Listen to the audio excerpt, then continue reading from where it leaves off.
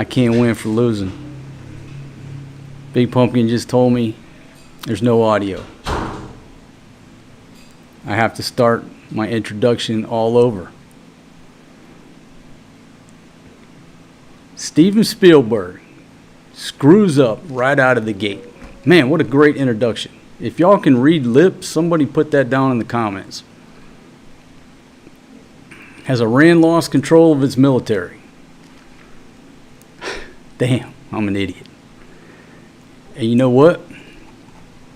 I should have went to your comments, did a mic check. Benito, how are you? Social Security Ninja, checking in from California. Mr. Solo, DeSanti Adventures, AICS. All right, see, Davenport told me no audio. No sound, Sam I am. Always mic check. Let's see, One-Eyed Jacks. All right, now we got the audio. Your boy Norm, how are you? Man, I'm an idiot. Old Steven Spielberg here. I will screw something up on every live stream. I guarantee it. Big Pumpkin opened up the door, noisy, hollering at me. I was about to yak her. Hey, you're going to ruin my audio. The first words out of her mouth were what? There's no sound. All right, so loud and clear. Aviation dude checking in from Norfolk. Roy checking in from Florida. Freeway Freddy. Scott, 345 Adventures. John Man from Oregon. And King B checking in from Ormoc City. All right. Allow me to try to start that introduction over. Man, that was a stellar introduction. I just pulled out of the top of my head. What I was saying was, I went to bed, got a few hours sleep, you know. The last I heard was, hey, we got a peace deal. We're all going to live. The strait is going to be open. We're all going to have plenty of fuel. Everything's going to be good. That was my the optimist in me way of thinking before I got up and took another look at the laptop. So I don't know all the facts. I don't have all the answers. So on any of my live streams, this is more like us just sitting at a bar drinking a cup of coffee or drinking a beer. But when I look at these situations, I always try to pick out the lowest denominator when it comes to human nature. And this one article caught my eye, and that's what I'm going to use as the base of today's discussion.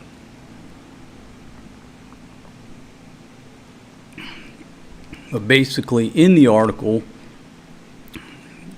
one of the paragraphs is talking about the Islamic Revolutionary Guard Corps has basically stripped the government of any and all executive control. Now look, do I know that as a fact? No, but when countries are under attack and governments and government officials are being taken out, and there's these quick successions of power, everybody's jockeying for power. And then this guy gets taken out. Now this guy's over here jockeying for power. And everything sort of fractures and splinters, and you don't know who you're talking to. You don't know who's in charge. Well, apparently, from what it seems, this ceasefire, somebody forgot to tell their military. And they also forgot to tell them, hey, you're supposed to open up the strait. Or have they told them and sent orders, and the military commanders are not adhering to the orders? They're making up their own things. That's what I'm going to talk about. So let's check DJT's Twitter feed over here just to see what he comes up with. So 14 hours ago, the United States will work closely with Iran, which we have determined has gone through what will be a very productive regime change. Okay, wonderful. You change the regime, but if the military is not subordinate to the regime that you like, it doesn't matter. It's sort of like lawmakers making a law, but if the local sheriff or police chief chooses not to enforce that law, what are they going to do? There will be no enrichment of uranium, and the United States will, working with Iran, dig up and remove all of the deeply buried B-2 bombers' nuclear dust. It is now and has been under very exacting satellite surveillance, Space Force. Nothing has been touched from the date of attack. We are and will be talking tariff and sanctions relief with Iran. Many of the 15 points have already been agreed to. Thank you for your attention to this matter. President Donald J. Trump.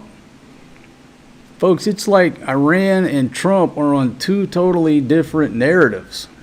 They're celebrating the 10-point. He's celebrating the 15 points. It makes you question, are they really talking at all? Okay. Now go back to your comments one more time to make sure my audio is working now. Go back to your comments here. If you're just tuning in, the first minute, my stellar introduction, I forgot to push that one button that says on for the microphone. I went live and forgot to check the microphone.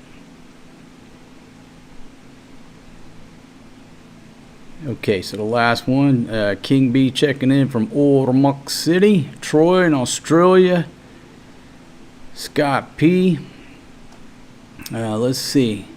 Assalamu alaikum. Let's see. Boom, boom, boom. Marcos. All right. How are you? One-Eyed Jacks. What happened was, yeah. Let's see. Mr. Solo, Ricky Martin. Just left Angeles City in Cebu City. The price of gas is crazy here. Okay, now I just got a report from Big Pumpkin, and last thing I want to do is spread any fake news.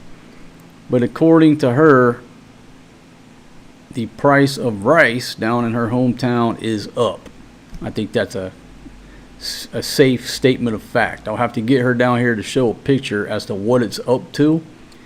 But knock on wood, our rice price here has only went up 1 peso per kilo so far. Went up from 63 to 64.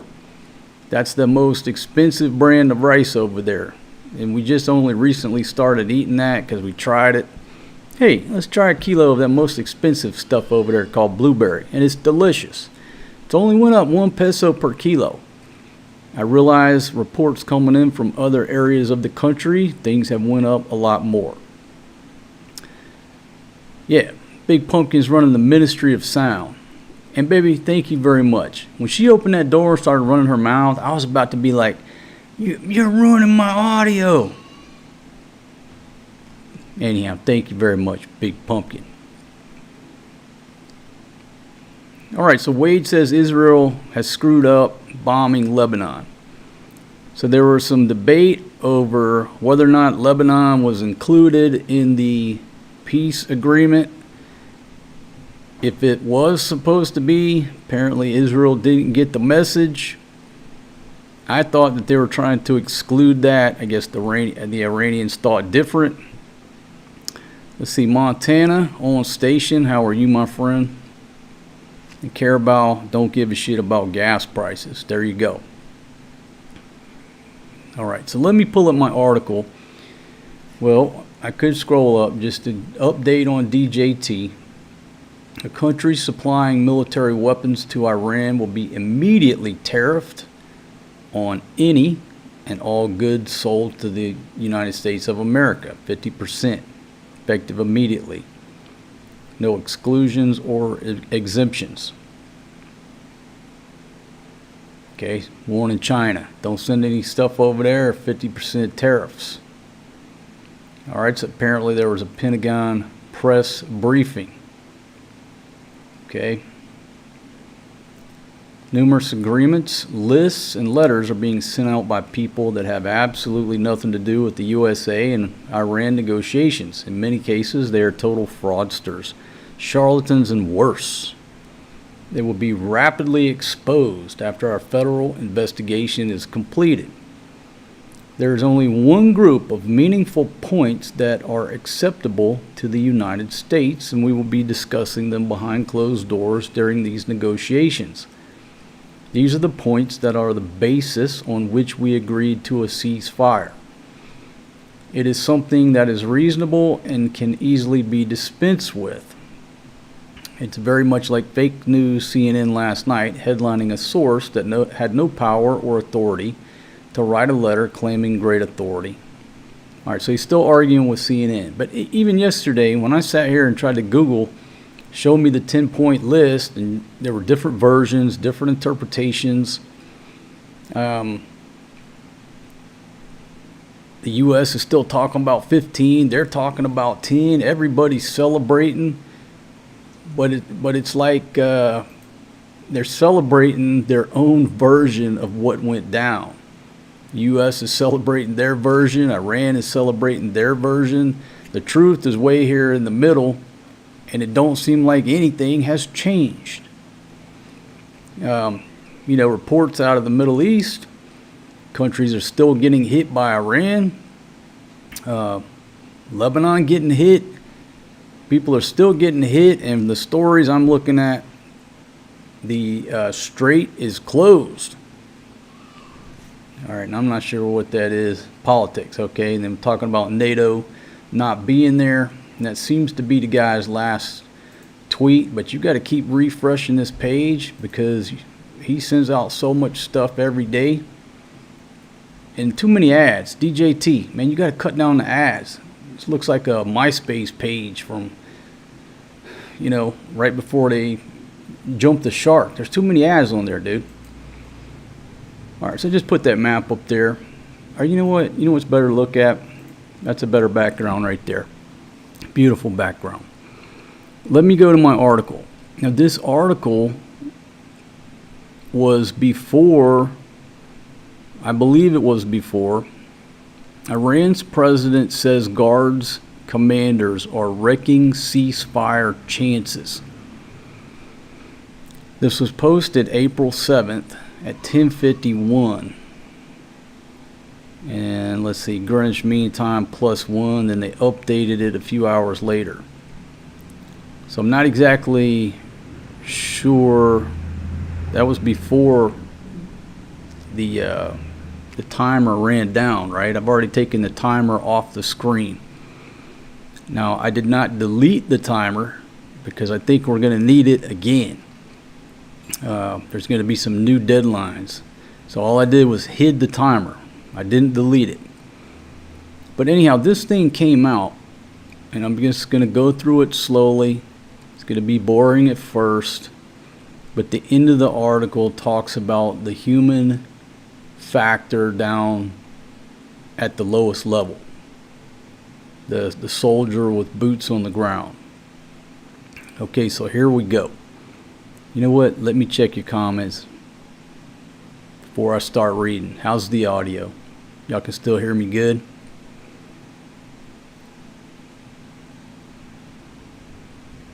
Okay.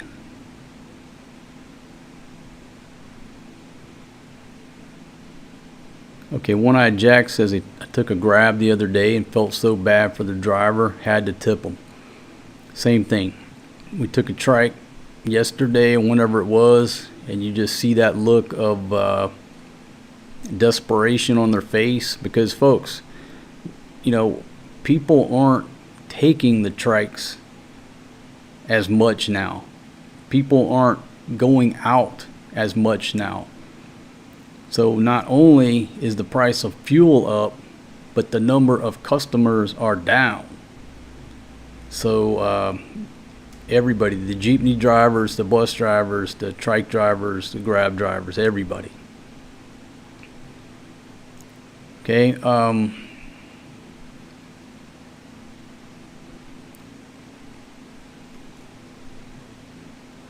Okay, the U.S. was extremely effective in eliminating command and control. And now whatever central command remains is unable to get every podunk commander on the same page. Exactly. That's the problem when you take out the command and control. Now you don't know who to talk to.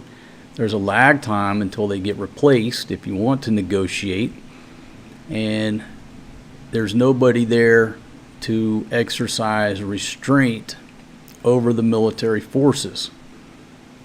You know, to just reference a movie, The Patriot.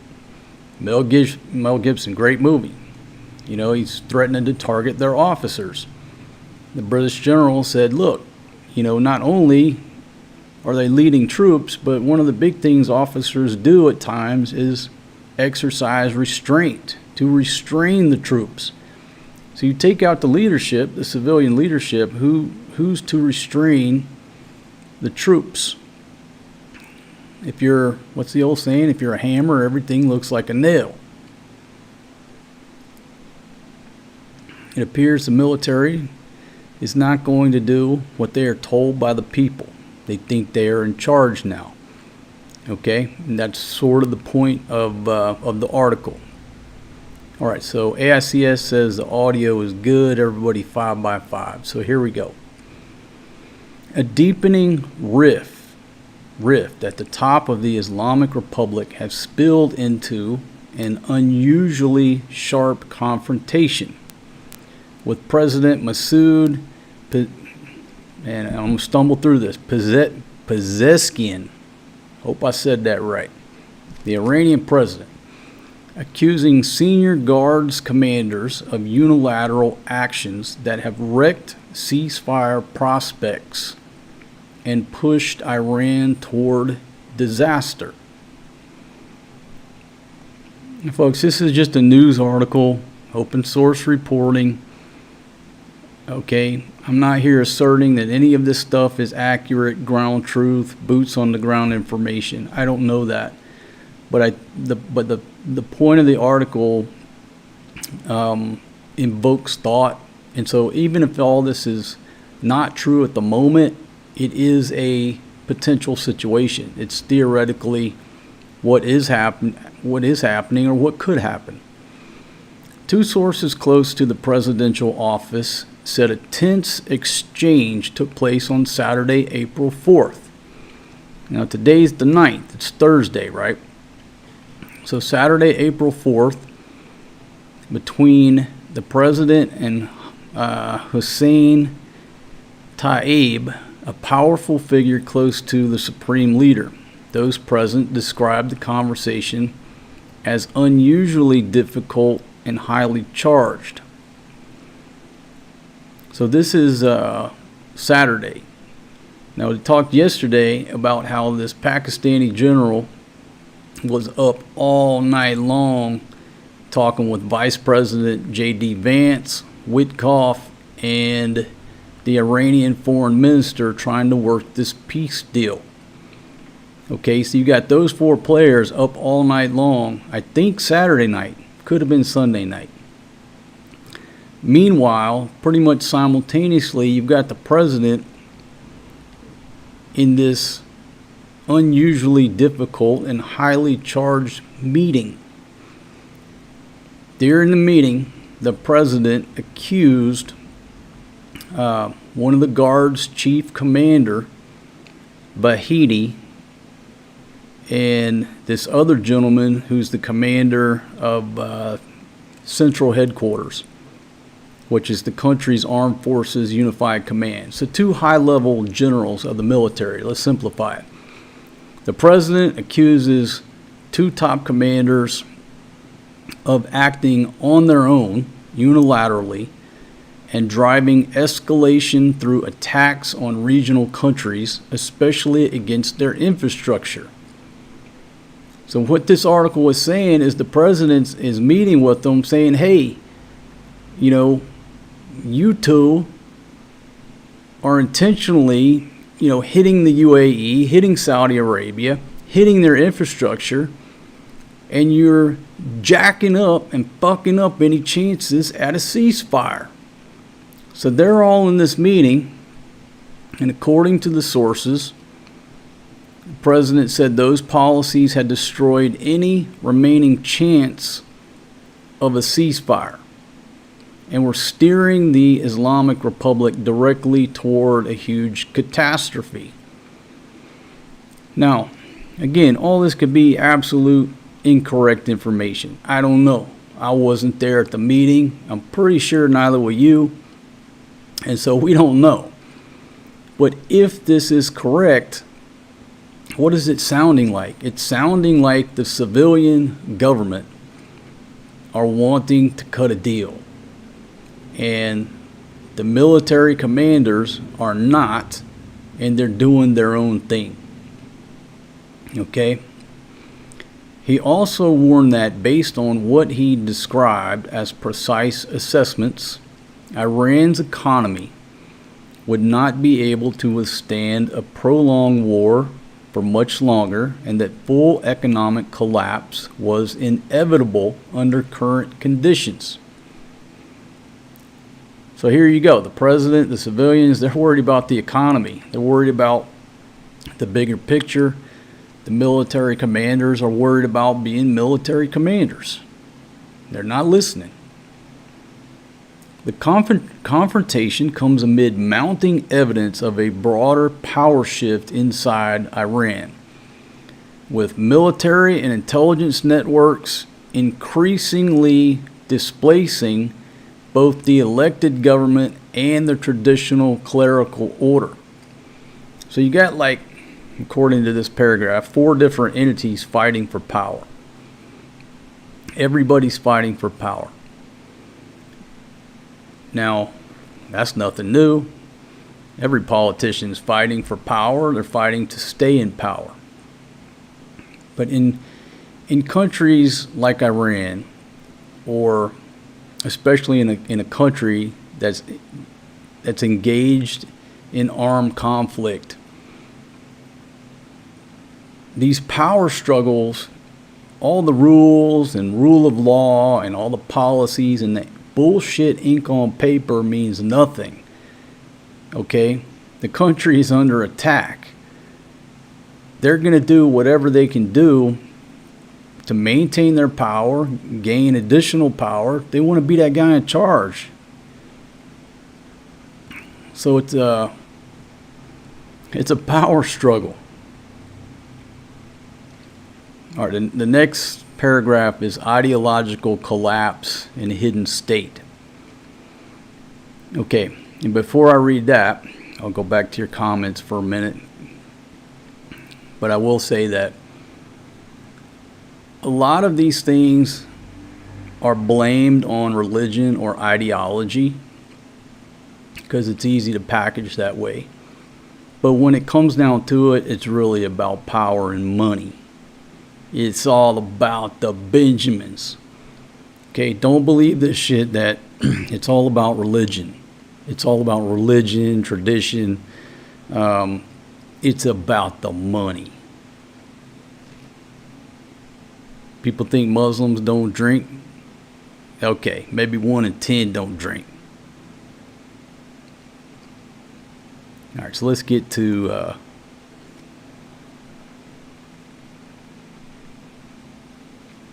let's see, Thomas, how are you? Checking in from Florida. BAH says $9 for a pound of ground beef in America. Let's see, Osmodo, Israel does not want peace.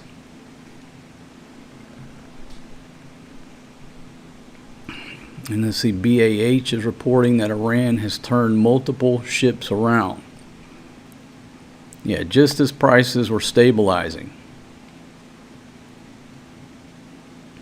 Yeah, like I said, everything looked good. I laid down, got a few hours of sleep, 3-4 hours of sleep, woke up, and it was worse than it was after I shut the last live stream down. Let's see, Mike and Glad, the IRGC is operating independently of the new Iranian government. Multiple drones and ballistic missiles have been fired into the UAE after the ceasefire. Yeah, that's the information I'm getting, and it just seems like they're not listening to orders. You know, the reports that were published says they're ordering the units to cease fire. Now, me and my buddy did talk, and we said, hey, look, military units are not going to stop firing based on a news report or a Twitter feed, at least not from my generation, right? You're going to wait until official orders come down. You're going to continue your mission, continue what you're doing until you get official orders. So they stand up in front of the news cameras and announce a ceasefire.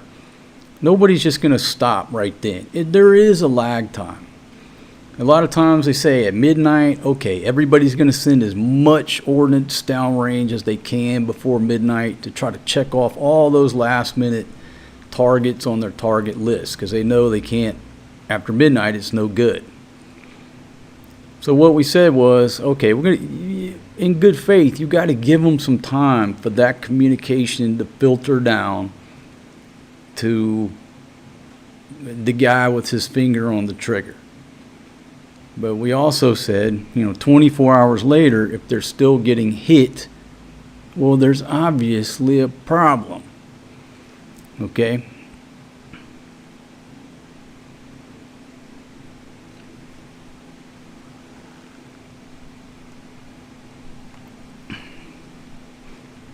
All right, so let's see. Roy, how are you, my friend? Good to see you.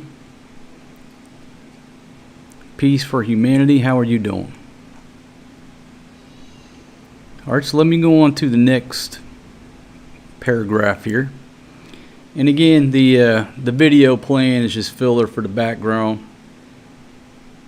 There was a briefing, I guess a few hours ago. So putting Miss Levitt up there and doing the briefing is obviously a better background than just putting some text on the screen. Okay, so ideological collapse in the hidden state. A regional source familiar with internal developments said in February that the model of guardianship of the jurist that has defined Iran for more than 4 decades is now undergoing a transformation and even an ideological collapse. And I'm going to summarize this to basically say newer generations worldwide aren't as steeped in tradition and culture as their fathers were, our grandfathers were. So obviously things are going to change. What doesn't change is that most of the time it's all about the money.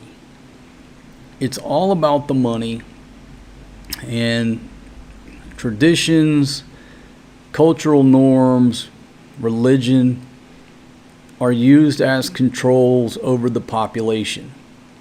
By who? By the rich, by the people who are in control.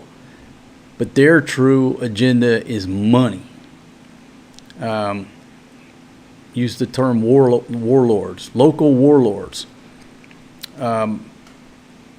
Their agenda is about money. It's not about ideology.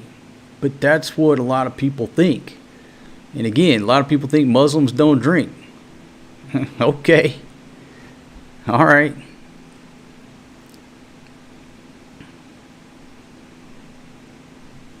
So let's get on down and let's say, let's get on down the article that says, growing tensions between the president and the commanders over how the war should be managed.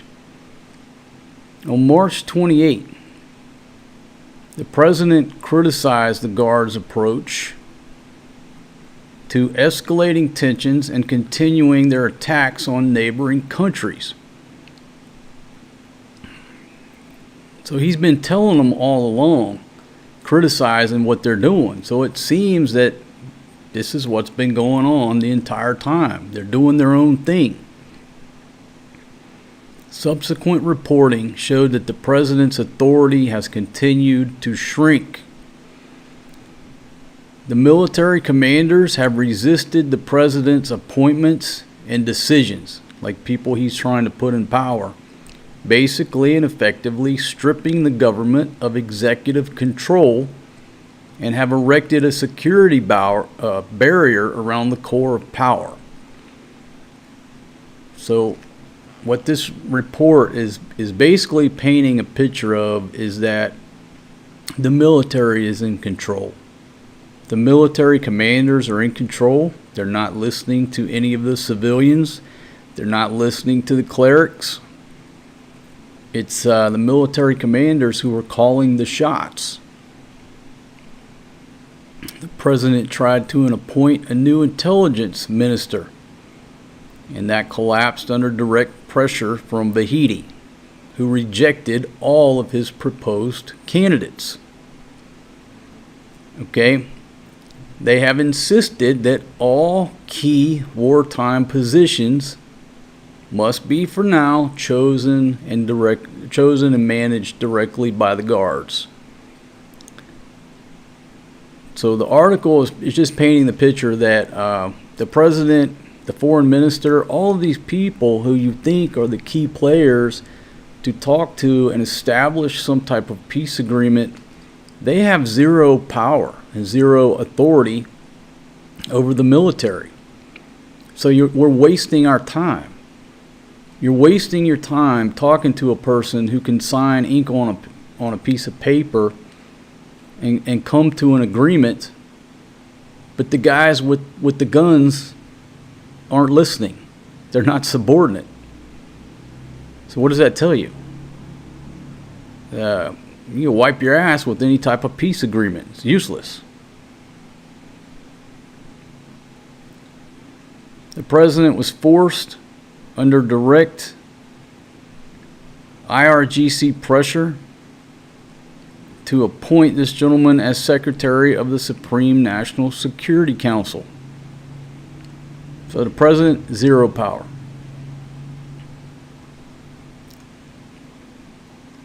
Okay. The next paragraph is about the logistics of it. And this is what caught my eye because it just filters down to the average foot soldier and sort of paints a picture of what's going on the ground. And then I use deductive reasoning to say, where do people's loyalty lie? But before I do that, I'm going to go to your comments and catch up here.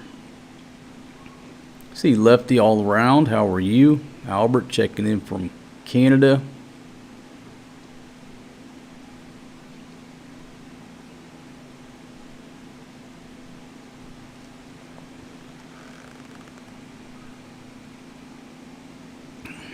Yeah, let's see, Rocket. The Iranians are telling one story of victory. Trump's telling his story of victory. And they both sound like that Iranian spokesperson, back during Desert Storm. Was it Desert Storm? Man, I'm getting my wars mixed up. Anyhow, when he said we're repelling the foreign invaders and 113s were rolling through Baghdad. But at this point, Trump sounds as... Now look, I'm not saying anything negative. I'm saying this against the message that they're putting out. The message and the narrative that's coming out of the U.S. is just as not true as what the Iranians are putting out. Both sides are making up their own fairy tale story, which is nowhere near the truth. And I'm not taking sides saying it's a good thing or a bad thing. I'm just telling you, seems to be statement of fact. The stories that both sides are put out are not anywhere near the truth. They're way out in left field, just fantasy.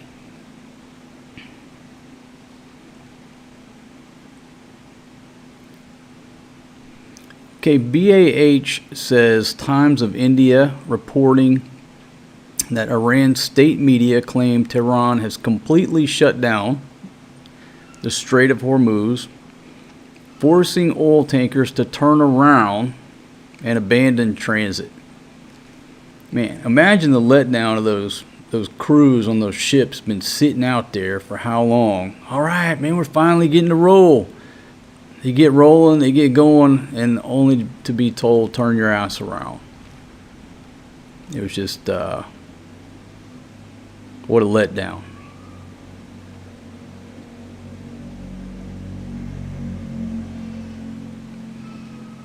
Okay, so let's go to the next paragraph. Logistical crisis. Along with the political infighting, fresh field reports point to a worsening human and logistical crisis inside the guards. Okay, so inside the military, this is supposedly a boots on the ground report. Sources said that over the past 72 hours, now this is from last weekend, right? So like Thursday, Friday, Saturday, operational forces have faced acute shortages of basic supplies, including edible food, hygiene facilities, and places to sleep. Okay, so the average foot soldier obviously been taking incoming fire from U.S. and Israeli bombings and missile attacks. They're short on food, hygiene facilities, and a place to sleep. Recent strikes on infrastructure and bases have left many of the soldiers and personnel sleeping in the streets. In some areas, they have had access to only one meal a day. According to informed sources, some personnel were forced to buy food from shops and restaurants with their own money after expired rations were distributed. Okay, so let me stop there for a minute.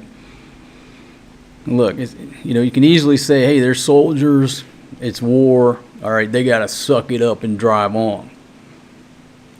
Okay, but what is that doing to morale?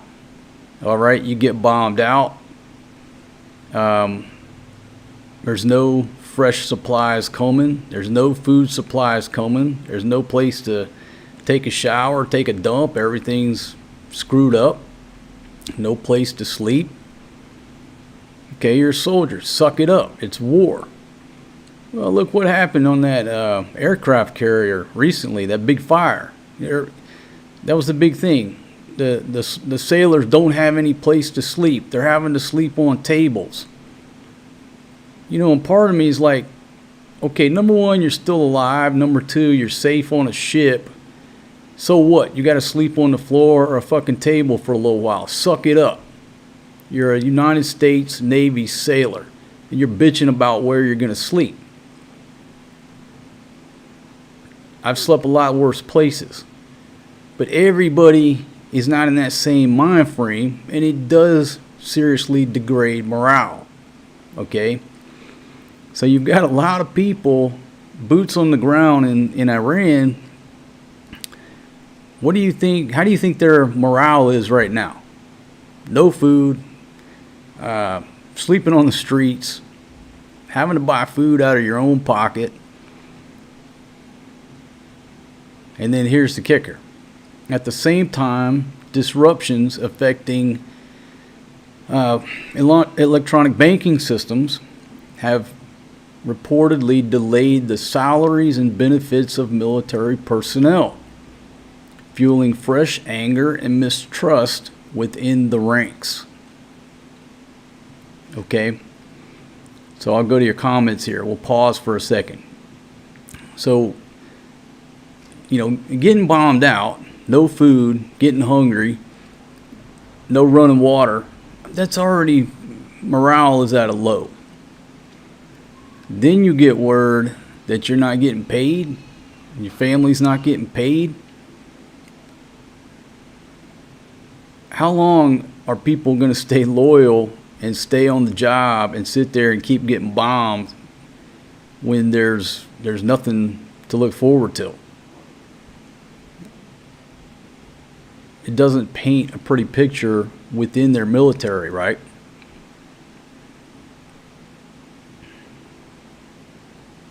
Okay, so BAH is reporting the Iranians are already alleging infractions.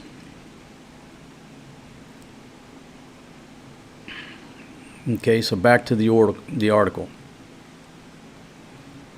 So you got demoralized troops, not getting paid, no food. let's see. There were previous reports similarly reporting dire conditions in field units, including severe shortages of ammunition, water, food, as well as growing desertions by exhausted soldiers. Now, when these folks start deserting and they're not getting paid, your country is under attack and subject to falling apart. What do you think all these weapons and all these munitions, what do you think happens to that stuff? They grow legs, they get hoarded, they get squirreled away because these guys know they're worth money. At some point, they're for sale. Moving right along. Even in the Guard's missile units, which have historically received priority treatment, sources reported serious communications failures and food shortages. Now let's talk about the communication failures. Even President Trump said that our problem is communicating with them. And he said something about it's like back in the day where, you're writing notes and having a runner go run them notes because they're having problems with communications. Well, that's what happens when you target their communications facilities. It's a double-edged sword. They can't communicate among each other, but they certainly can't communicate with folks in the United States or wherever trying to negotiate with them. The report said that the commanders were continuing to send only technical components needed to keep the missile systems operational rather than food or basic individual supplies for personnel. Okay, it's a war. Okay, as they should, but at some point there has to be a balance. Now, the old saying is mission accomplishment is always 51%. Welfare of the men is always 49%, but not everybody subscribes to that, and different soldiers and individuals subscribe to that for different amounts of time. So that's the picture that's being painted by this article as to what's going on within the military.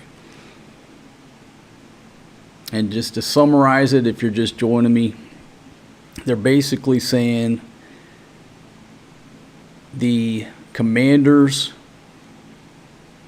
of the guards are in charge. Now look, I'm just deducting I'm using deductive reasoning off an open source article. I'm not there. I don't have any information on the inside. But if this information is true, then it's pretty easy to deduce who's calling the shots. It's the military commanders who are calling the shots. That's the ground truth, according to this. And the United States is negotiating with the civilian government who have zero command and control over the military. We're negotiating with the wrong people. Good, bad, or ugly, the people who we're negotiating with have no standing.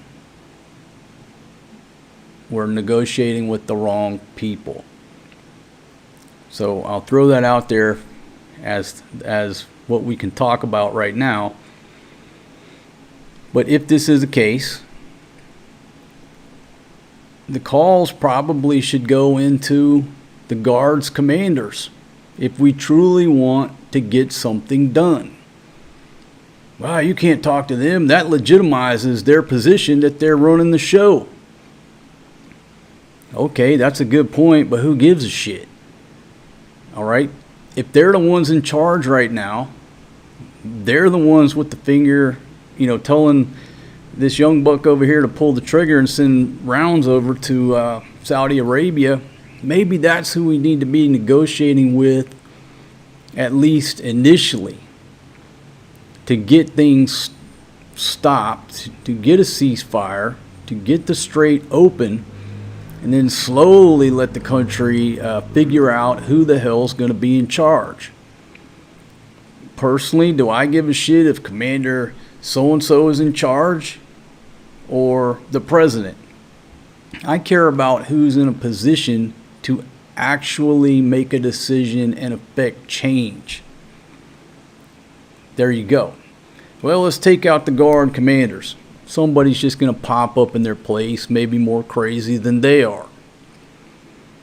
But to apply deductive reasoning, if we're signing deals with people who have no power over the guys with the guns, we're wasting our time. There's the way the world should be and the way it is.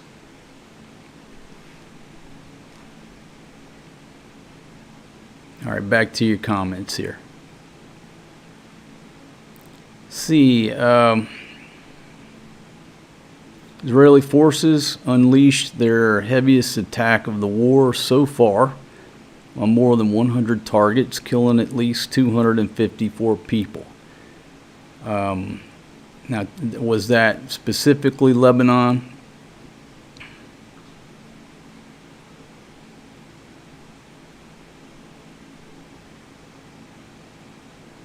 Yeah, 254 in Lebanon. Yeah, Thomas, it's all about the money.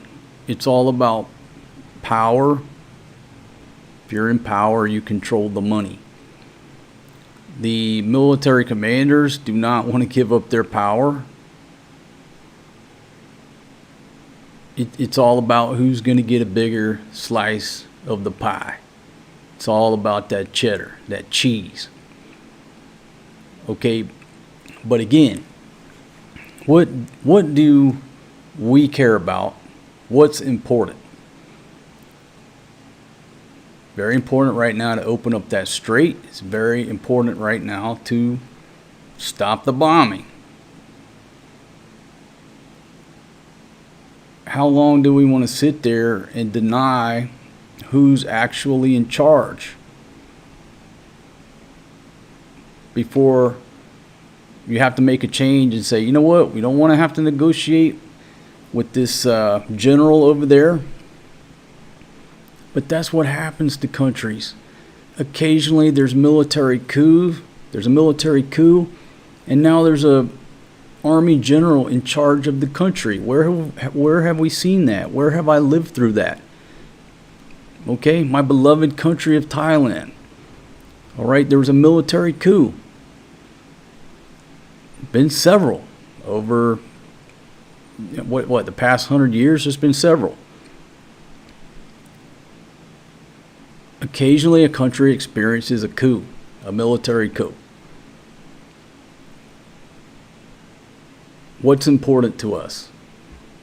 What's important to us? Democracy in Iran, or negotiating with the guy who has the power to open the strait and stop the bombings?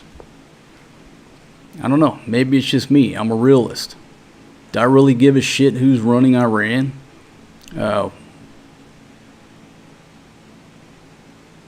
Meaning, if they have no power, why do I care? If they have zero power to affect the two main things that we need to get under control right now, I don't give a shit who's running the country. Let's talk to the person who's in control of the bombs and the strait and get the ball rolling. Now look, am I a little bit biased? Of course I am. I'm sitting in a country right now, old lady and kids, where the latest report from the DOE says we have an average of 50 days of fuel reserves here. That's down from 51 about a week or two ago. Watched the Department of Energy secretary last night, just talking about the situation. And, she basically articulated that, even if the strait opens right now, it's not going to improve conditions for a while. According to her words, months, even years.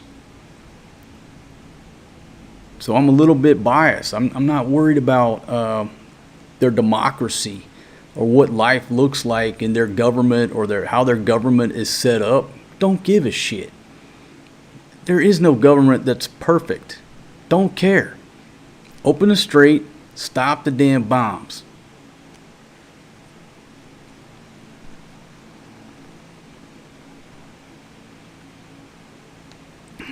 Okay. So during all these live streams, I've talked about how it seems to me that Trump is playing a long game of chess. He didn't get to be where he's at by playing checkers. Now, whether you like him or not, that's irrelevant to the points that I'm bringing up. Art of War, the general who does many calculations in his tent the night before the battle, that's who's going to win. The general who does very few calculations is going to lose. I just don't see Trump going into this situation without many calculations. Now, is everything going to go his way? It never does. A plan never survives first contact. But follow me here.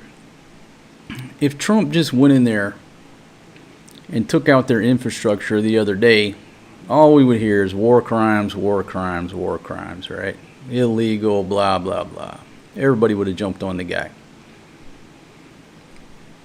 But if he reshapes public opinion by saying, hey, we got a peace deal, we called it off, we gave him 15 days, everything's going wonderful.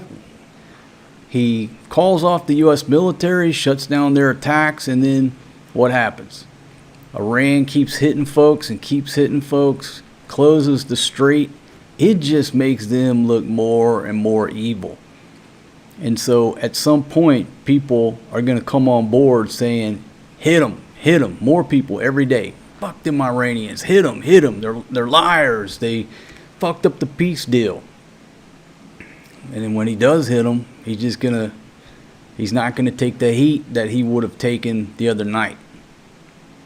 Is this just part of shaping the battlefield, shaping public opinion to where when he does drop the hammer, he's not gonna take as much heat? We gave him a chance. They lied. They broke the peace deal. You know, U.S. military forces haven't hit anything in 15 days, but every day the Iranians have been bombing their neighbors. The strait is still not open. They obviously can't be trusted. There's no hope for them. And now we're going to hit them. And again, I'm a peace activist myself. I'm not like yesterday. I was praying for a deal.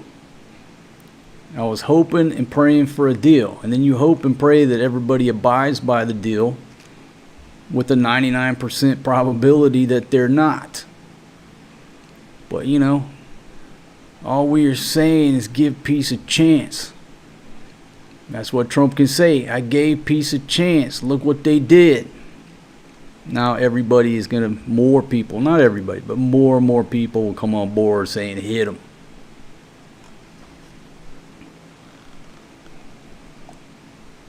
Animal Tube says drop the midnight hammer now Trump. Yeah, I think a lot of people who are absolutely opposed to it the other night, you give them a week or so of the U.S. abiding by what they said. The Iranians not. Well, what can you say? Hey, man, we gave them 10 days. We gave them 15 days. They just kept killing people. You know, just kept hitting their neighbors. They took out their neighbor's water plant. They're evil. They can't be trusted. I got no choice. It's like that one Gotti movie. You know? I gotta clip them. I got no choice. Since 1952, you deal, you die. I gotta clip them. Then what do you say? What can I say? You know, I'm an outside observer. I'm an independent observer. I just want I want peace. I want the Strait open. I don't want my onions to be $20 per onion. Okay, yeah, give peace a chance. But at some point, if they don't want to give peace a chance, okay, go ahead and hit them. I'm all right with it. Sometimes people have to be responsible for their actions. Now you're going to hit me and say, well, the U.S. attacked them first. Now we go back to why are we there in the first place? Has to do with China, fourth largest oil reserve. Why did we go to Venezuela? Number one largest oil reserve, the Orinoco oil belt. Now look, I'm not an oil man. I occasionally just play one here on YouTube. And if you don't know it, I'm not a professional news anchor. I just occasionally play one here on YouTube. People asked yesterday, we were talking about the difference between Venezuela and Iran. Venezuela's oil infrastructure is in a state of disarray. Like, it's old equipment, shit is broken, shit is leaking. It's the largest by far oil reserve in the world. It's like an old boat. It's better just to buy a new boat and just don't mess with it. There's so many problems. Boom! King Louis Cabo checking in. You put that on the broadcast. Look at that. Look at that. Thank you very much, my friend. Trump spoke loudly with a big stick. All the prior presidents have stated the same thing. The difference is Trump was true to his words. Thank you very much, my friend. I hope you're doing well. Not sure if you're over in Thailand yet or not, but if you are, I hope you're doing well. Thank you very much. Folks, King Louis Cabo up in the house. Okay, this documentary we watched last night, did I mention I'm not an oil man? The oil infrastructure in Venezuela is in a state of disarray. Anything from broken to leaking. It's going to take a lot of money to deal with this jacked up infrastructure. You know, some old equipment been sitting there for decades, what have you. Where Iran is totally different. It's operating. It's modern. It's operating right now. The other thing too about the oil in Venezuela, it's very heavy. And when oil is very heavy, you know, there's different grades of oil, not to get too technical. But it's going to take a lot more money and a lot more effort and investment to get that oil out of the ground, which then costs a lot more money to process because of the type of oil that it is. It's like, I think the best way to describe it, it's more like tar. So imagine trying to get tar out of the ground versus light crude, which will flow through some pipes. Now, if I mess that whole thing up, okay, I'm not Landman. I'm not Billy Bob Thornton. But the documentary was pretty interesting about why, when Trump said, hey, everybody go down to Venezuela, and all the oil companies are like, not too excited. More money to get less quality oil out of the ground, and then it costs more money to refine it.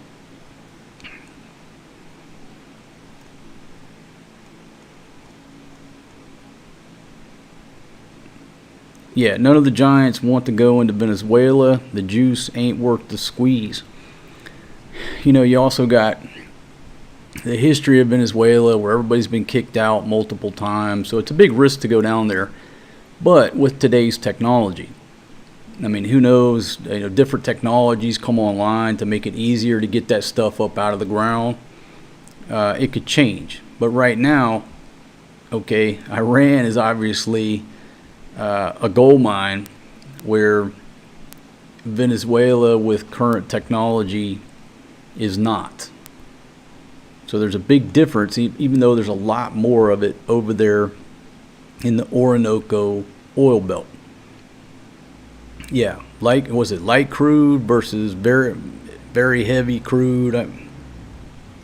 Anyhow, that documentary pretty much explained it, why they're not interested in going down there.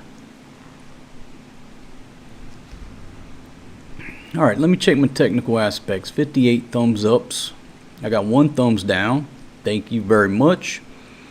Again, thank you very much, King Louis Cabo, for the super chat. We certainly appreciate it. Yeah, so Kenneth's reporting light crude in Iran.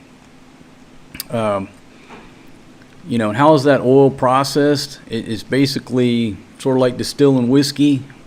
You know, in that, what do they call that? Distilling tower, or what have you? All the different molecules go out at different temperatures as they cool. That's how they separate it. And the oil in Venezuela, it can't just go straight to the refinery.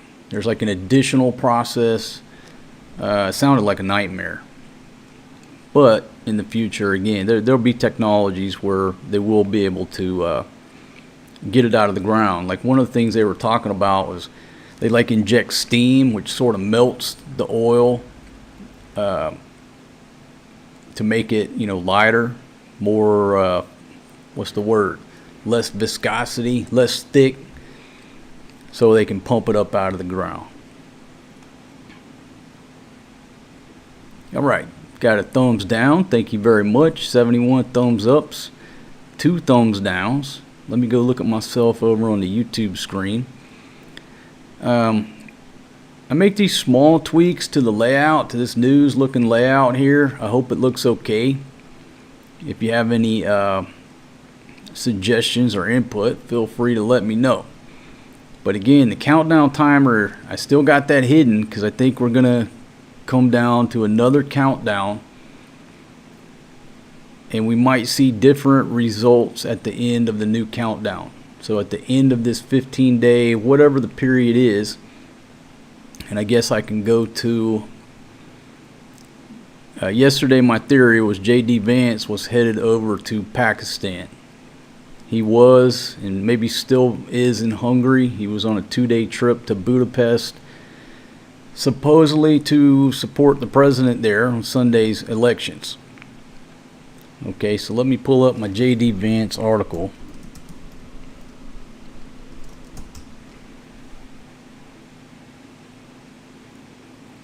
Just pull up some info on here.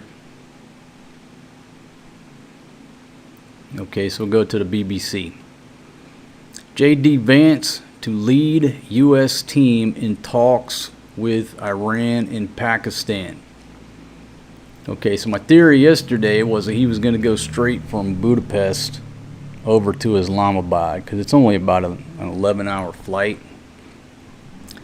You know, he's flying on Air Force 2. I think it's a modified 757, about a 6-hour flight. So I figured Trump just staged him over there in case he had to respond immediately with some face-to-face meetings. So here you go. According to White House Press Secretary Caroline Leavitt, U.S. Vice President J.D. Vance will lead a delegation in talks with Iran and Pakistan beginning on 11 April. Now, today's Thursday the 9th here in the Philippines. So 10, that's Saturday, right? In a briefing for reporters, Leavitt said the ceasefire between the U.S. and Iran has created an opening that could be the start of a long-lasting peace in the region. Well, it could be an opening, but the opening act is not going so well, it doesn't seem.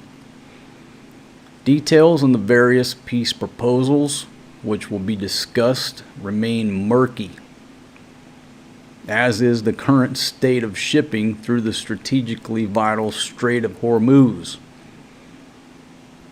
Earlier, Iranian forces warned ships that they would be destroyed if they attempted to pass through without permission. But according to Ms. Leavitt, what Iran is saying publicly is different than what they're saying privately. Now, okay, I believe that.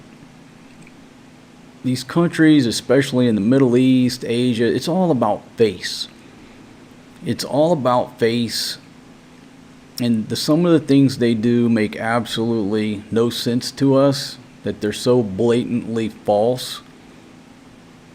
But face is so important to some of these folks. I'll give a quick example. Country here in Southeast Asia, one year had a bunch of boating accidents with tourists. And I'm not going to say the country. We're just here in Asia. There was a country one year had a bunch of tourists got injured, and it was all over the news. It just kept happening. At the end of the year, they had a celebration over at the pier to celebrate 0 accidents for the entire year. And everybody shows up and they have this like award ceremony, and everybody's looking around, you're like clapping like, okay, all right. That's how they do business. It's very strange to us in the West. Let's see. Leavitt declared an American victory. Primary goals, the destruction of their Navy, drone, and ballistic missile programs were achieved. Okay, so with the ceasefire in place, which don't seem to be much ceasefire, Vance, along with Special Envoy Steve Witkoff and Jared Kushner, will head to Pakistan for in-person negotiations with their Iranian counterparts.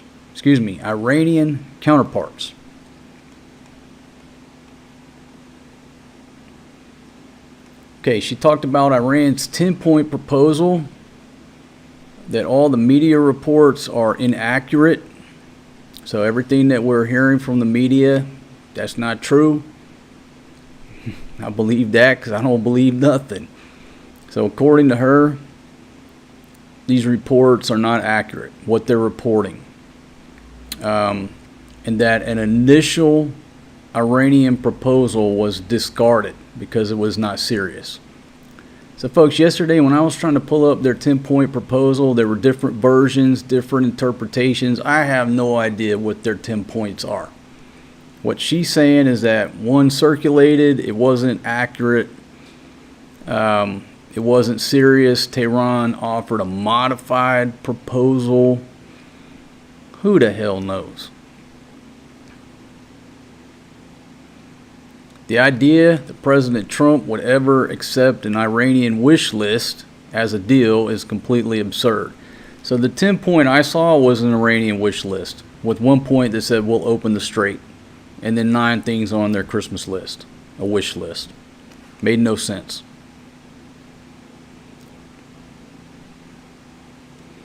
Okay, when she was asked about the disconnect between the White House's triumphant statement and the Iranian message to ships, she said that Trump will hold them accountable and expects the strait to be open quickly and safely.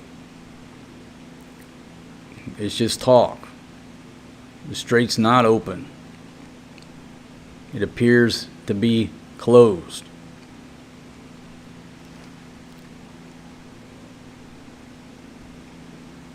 Okay, the last thing she said, talking about Iran's rogue regime. Well, I don't think the regime is rogue. I think the military is rogue. If you want to look at it from who's supposed to be in charge, how the chain of command is supposed to work, you might not like their government, but they are supposed to be the ones in charge. But according to what I'm reading, they're not in charge. They're not in charge of anything. It's the guard commanders who are calling the shots.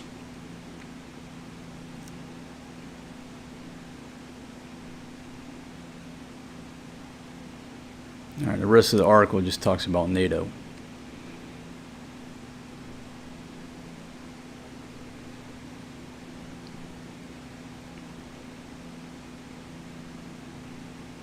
Okay, so here's another statement from J.D. Vance. He says Iran would be dumb to let talks collapse over Lebanon. The U.S. Vice President says Iran had a legitimate misunderstanding about Lebanon's inclusion in this week's ceasefire. A legitimate misunderstanding. How do you have a legitimate misunderstanding about, hey, you can't bomb Lebanon? Ceasefire means ceasefire. Okay, so apparently a legitimate misunderstanding.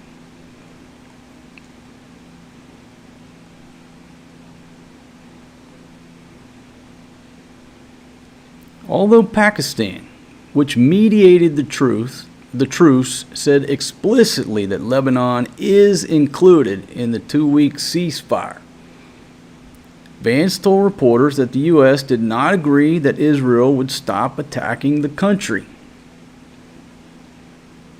I mean, I guess if I look at things from the Iranian side, making the assumption that they stop sending rounds downrange, and now Israel goes and bombs the heck out of Lebanon, okay, you'd have a reason to be upset. But they don't, because the information I'm seeing is that they never stop sending rounds downrange themselves.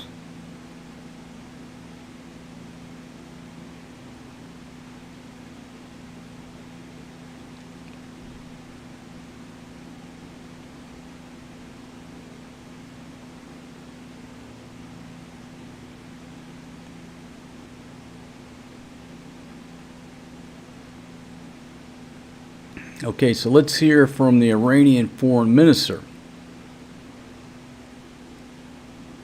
The Iran-U.S. ceasefire terms are clear. The U.S. must choose ceasefire or continued war via Israel. It cannot have both. Trump and the White House have argued that Lebanon was not part of the deal. Okay, can't we just stop sending rounds downrange? Period. Just for a period to see who is going to be real about the situation and who is not. But by bombing Lebanon, we give them a reason to say, oh, okay, you're bombing Lebanon, we're not going to stop sending rounds. Can the U.S. and Israel just cease fire for a little bit? And if they keep sending stuff downrange, it's quite clear who doesn't want peace.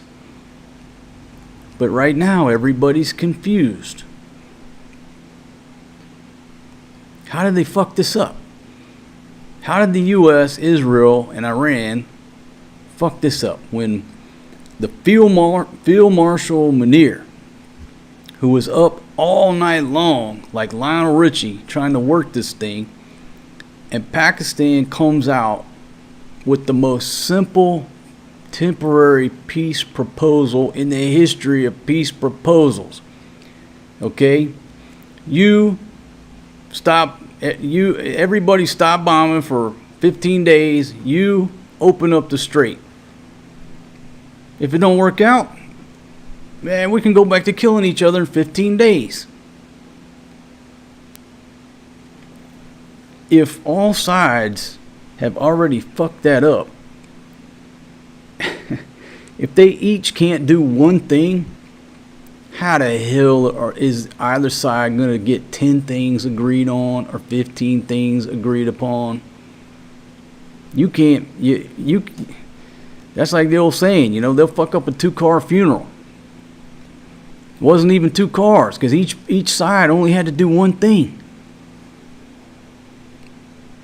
Well, I guess Iran had to stop sending around. They had to do 2 things: open the strait and stop. So it's a 2-car funeral. They fucked up a 2-car funeral.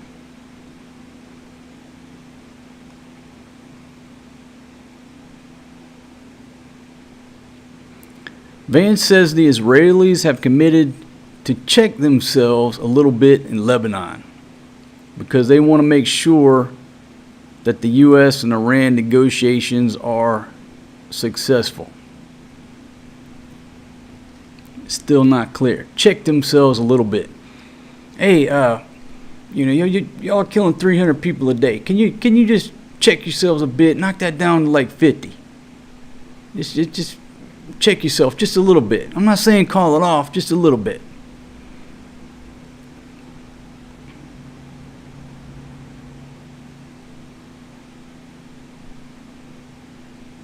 Okay, so here's your response from the Islamic Revolutionary Guard Corps. They threatened on Wednesday that fighting would resume if Israel does not observe the ceasefire in Lebanon. If not stopped immediately, we will do our duty and give a regretful response to the evil aggressors. Damn, Field Marshal Munir from the Pakistan side, who stayed up all night long, should have just got some sleep the other night.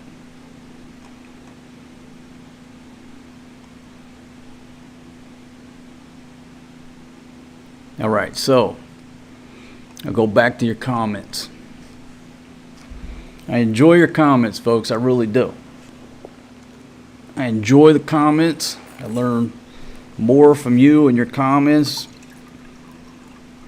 I'm sure that you learn from me.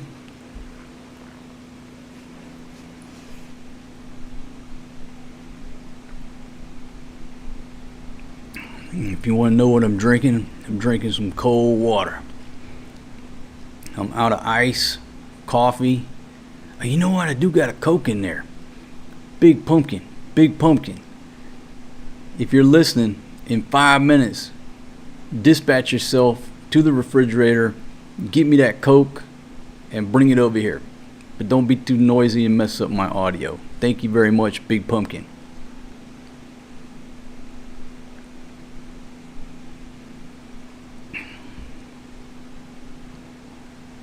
See, Mr. Pink, how are you? Carlton, how are you? Problem is, we Americans do not read, do not teach our children history, so we cannot be surprised when the majority of folks think everything should happen in TV time. Thank you very much. And you know, my buddy, shout out to you, man. Folks, if you don't know it, I'm not a real TV news anchor, believe it or not. You know, this is not a real studio. This is my dining room table. I just wanted to clarify. I'm not a real TV news anchor. I just play one here on YouTube. I got no idea what I'm doing. So what my buddy said, he said, number one, you talk too much. I said, what? He said, you talk too much. I said, okay, well, that explains why my voice has been going out this whole week, right? We're going out, doing our filming as normal, talking to you fine folks for a couple, you know, like if it's a 2-hour show, it's probably 3-4 hours of footage, right? And then I sit down here, and he said, you talk too much. You talk too fast, and you're getting too technical. And I thought about it, and we talked about it. I study history a lot. I watch World War II movies, you know, every other night. Now we're on the Westerns, but, you know, what do I watch? I watch history, documentaries, old movies. If I read something that's about history, and then you just automatically assume that everybody knows what you're talking about, right? And so you brought up a good point. We don't focus on history enough with our kids. But you know, the average person doesn't sit down and watch historical documentaries every night like I do. I enjoy it. Periscope Films here on YouTube that posts a lot of the old U.S. government, like training films and just original stuff. Some of the best stuff you could ever watch. We can go in there and watch these World War II training films. Anyhow, he says you talk too much, you talk too fast, and you're too technical. You got to tone it down a little bit.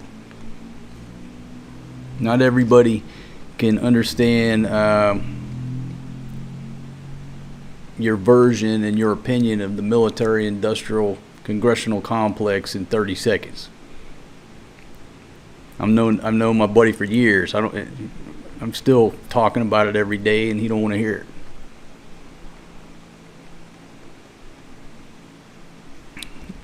And so anyhow, I try not to get too complicated now. Sling Blade says, that's a green screen behind you. Make it a studio. I could. Well, if I was filming a video, I know how to take the green screen out and put a background, but I don't know how to do it with my live software.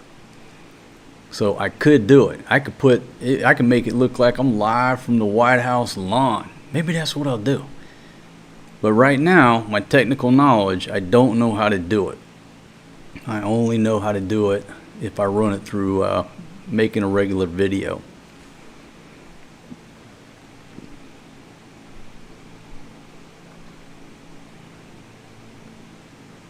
Yeah, I laugh. A lot of times I talk movies.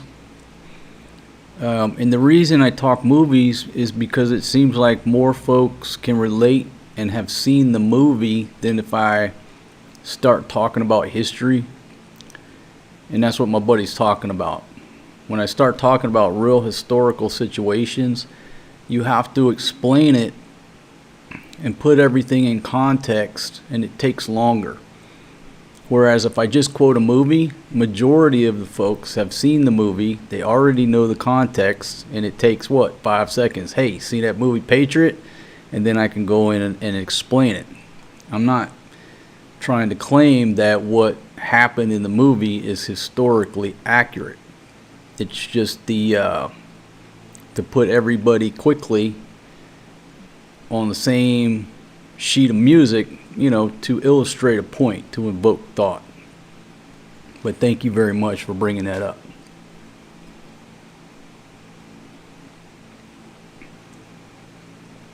Let's see, Frank checking in from Cebu City.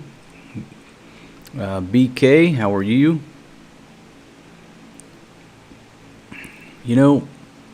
I've told Big Pumpkin she needs to appear on the show a little bit more and give her opinion on the matter. Now, yesterday, she said, ask her what she thought about this. And what'd she say? She said, they're not going to bomb them or something. And I said, well, can you explain? And she said, no, because they might put me in the jail. So I have no idea. You have no idea what Big Pumpkin, where she's coming from, what she's thinking about. Well, you know what she's thinking about. She's thinking about eating something. Let's see, LV Club Bouncer, thank you very much. Mike, how are you? Still having problems with his wife. Hope you get that situation worked out, my friend.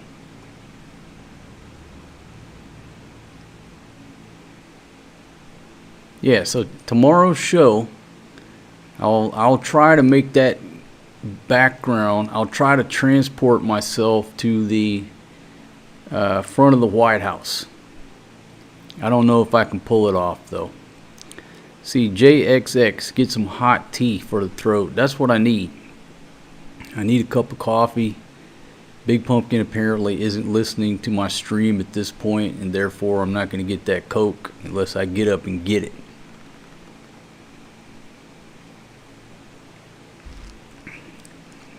Okay, so let's pull up another article. Let's see, get back on topic here. If you're just joining me, basically the synopsis of what this one article I've referenced, it's basically saying that the government in Iran is not calling the shots. The guards commanders are the ones who are in charge. They're calling the shots. They're telling the president who to appoint, what they're going to do, what they're not going to do. So the clerics, the government who we are negotiating with have no power to execute any conditions of any agreement. We're negotiating with the wrong people, whether we like it or not. And my son says, what the definition of insanity is doing the same thing over and over and expecting different results. So J.D. Vance is supposed to go to Pakistan and negotiate with folks. Who's going to be present at the meeting? Well, if it's the president or the foreign minister, it doesn't seem like a whole lot is going to be accomplished. They might get some ink on paper, but like I said yesterday, ink on paper don't mean shit when there's bombs raining down on you. What are you going to do? Hold up a law book and let it protect you? It's not going to protect you.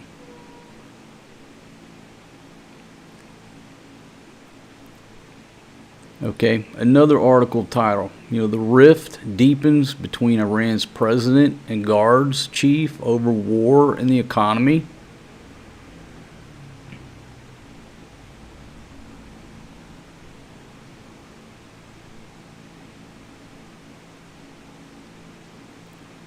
Okay, and then back to March 7th, same thing.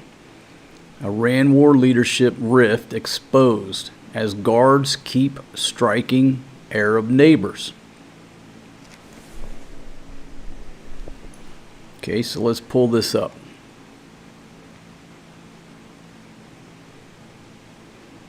So again, I'm going back in time a little bit. This is March 7th.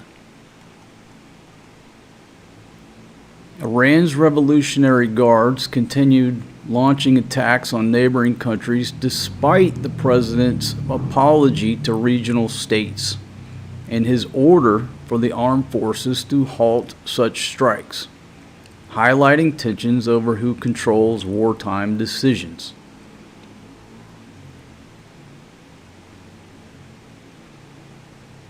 Okay. Iran's Revolutionary Guards started launching attacks against the UAE, Bahrain, Kuwait, and Iraqi Kurdistan shortly after the president said in a televised speech he had instructed them to halt such attacks. So there you go. This is all the way back to the 7th. The president issued an order for them to stop. They, not listening to presidential orders. So yesterday, what do we think has changed? Do we think they're magically going to start listening to the president and give up their power?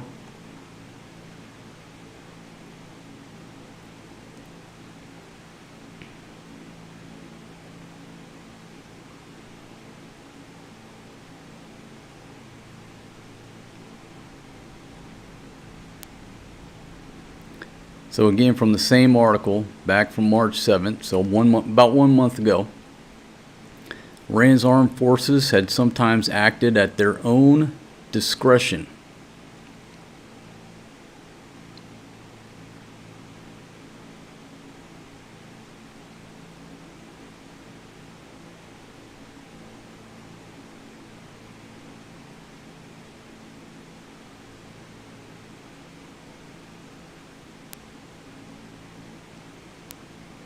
It's pretty crazy, right? Pretty crazy that the president of a country is issuing a televised apology to neighboring countries for his own military hitting them against his orders.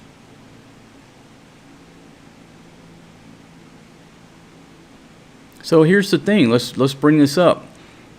So some of these attacks. All right, it's very easy to say, oh, Iran's just a bunch of lying. They're a bunch of liars. You can't trust them, blah, blah, blah, right? Well, let's put ourselves in the shoes of their president, of their foreign minister. Maybe these guys aren't lying. What they're telling us is in good faith. These are the decisions they're making. They're telling us in good faith they're not lying. It's just that they have a rogue military that they have zero control over.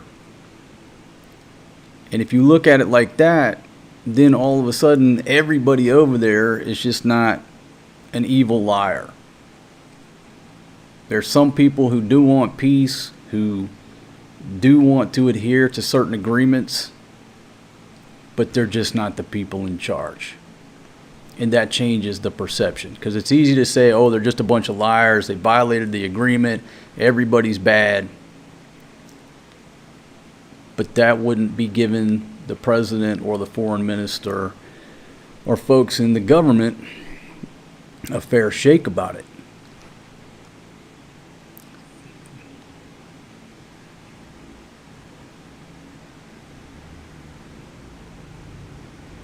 Yeah, so basically, I mean, how do we put this in a box, right? How do we box this up and label it? Well, the military's calling the shots against what the president is saying. It seems like there's been a coup. You could use that word. There's been a coup. There's been a military coup. All right, the military is now in charge of Iran. The Guards commanders are in charge of the country. So even though the government is still there, they could leave and go to the U.S. in exile because they're useless. So there's been a military coup by definition, whether we like it or not. One of these Guards commanders, or several of them, whatever alliance they have or competing, maybe there's an internal turf war as well going on. But anyhow, it seems like they're in charge. So I'll ask this question. Who should we negotiate with? If you're Vance and DJT, at this point, who do you negotiate with? You going to keep negotiating with the people who aren't really in charge? Okay, you keep schwacking the Guard commanders, and another one just pops up like whack-a-mole and says, now I'm in charge. Who are you going to negotiate with?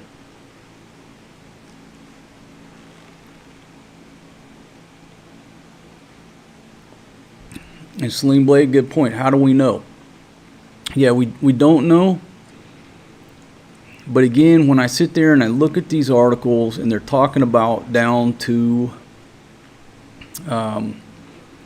just talking down to the human level and about people arguing, I tend to think there's some credibility to it. There's a power struggle going on.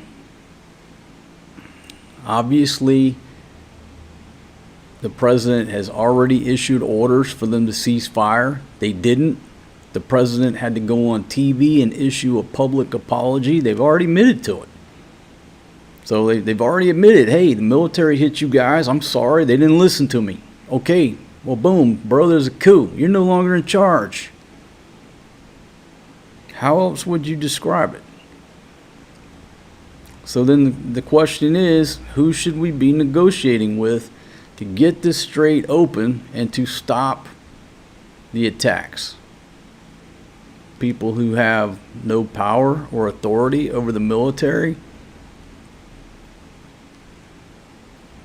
Look, every country on planet Earth is not a democracy, nor do they subscribe to a democracy. A lot of these countries, it's whoever is the biggest warlord, who has the biggest stick and who's not afraid to use it. That's the guy who gets to be in charge. You can call it a dictatorship, you can call it a kingdom, whatever the hell you want to call it. I really don't care what they call it over there. I don't care if one of their Guard leaders stands up and says, I'm the new president, I'm in charge. Okay, wonderful. Let's talk to this guy. Okay, bro, we want the straight open. Y'all stop bombing some shit. We'll cease fire over here. And guess what? If in a flash, he opens the strait and puts the Wabash on Saudi Arabia and UAE getting hit by missiles, okay, he's the guy in charge. That's who we need to be talking to. I don't really care. Why do I care about exactly who's in charge over there? Now look, if there's some absolute radical or whatever, okay, you got me on that one. Now we got to argue that point. But right now, who's in charge? Who can open the strait? Who can stop the missiles from raining down on the neighboring countries? That's who's in charge, and that's who we should be negotiating with. Later on, try to talk the guy into holding elections or not. Who gives a shit? I just want to know who's in charge, who's got the wasta to make the changes. That's who I want to talk to.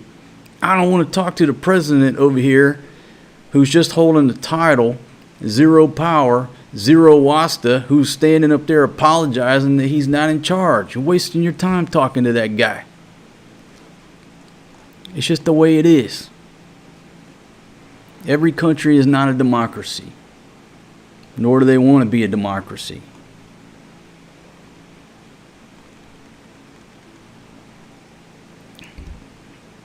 Okay, look at Saddam Hussein. Good, bad, or ugly, the one thing you did know, what'd you know? You knew who the fuck was in charge. You knew who to talk to. There you go. In this situation here, who's in charge? Don't worry. I'll wait for that answer. I got all day. Somebody tell me who's in charge of Iran right now. I don't think nobody knows. But from my dumbass redneck and deductive reasoning skills, it sounds like one or several of the commanders of the guard force is in charge. That's what it sounds like through basic redneck deductive reasoning. You know, if I was explaining it to one of my drunk uncles or something. You say they negotiated with the president, but they still bombing him over there. Yeah. Well, don't sound like he's in charge. I mean, there you go. They asked my uncle, who was in charge of Iraq? It was that damn Saddam Hussein. Pretty simple, right? Simplicity.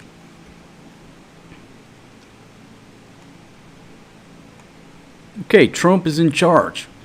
There you go. If anybody wants to know who's in charge of the United States, DJT. We asked the question back during the Biden years, who's in charge? Nobody knew. Certainly wasn't an Alzheimer's patient. You know, bless his heart. Felt sorry for that old man, just dragging him around like it was weekend at Bernie's, letting him embarrass himself. There should be, his wife should be in jail. Why is she not in jail? I don't know. I did a video and reported the crime. Nobody contacted me. I mean, I did a whole video that said I need to report elder abuse at 1600 Pennsylvania Avenue. I named the suspects, put photos of them. Not one person from law enforcement called me to give me a case number, asked me to sign a statement, nothing. I reported the crime, nothing happened. But yeah, we didn't know who was in charge for 4 years. Good, bad, or ugly, at least now we know DJT's in charge. Iraq, we knew who was in charge. I ask you right now, who's in charge of Iraq? Nobody knows. I'm not saying they're not. I'm just saying no, the average American can't say one person who's in charge over there now. I'm okay with one strong man coming out. I'm in charge. Okay. Let's brand him. Hope the guy wears his uniform every day so we can recognize him. Give him a nickname, what have you. This is the guy we need to talk to. I'm fine with that versus negotiating with people who have no wasta to follow through on the ink on paper. Now, Big Pumpkin ain't in charge. All she does is run that mouth. That's about the only time I get any peace and quiet is when I cook her up a wonderful meal and she's eating, then she's quiet. If she's not eating, my gosh, it's so noisy around here. Okay, so I'll go to your comments for a minute.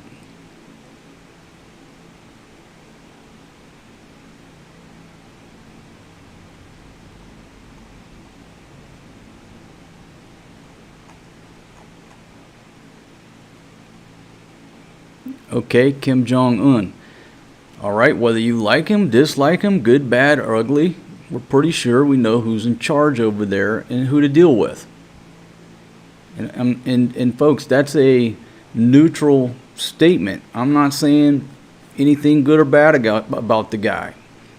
But it is pretty important when you're trying to negotiate that you know who's in charge.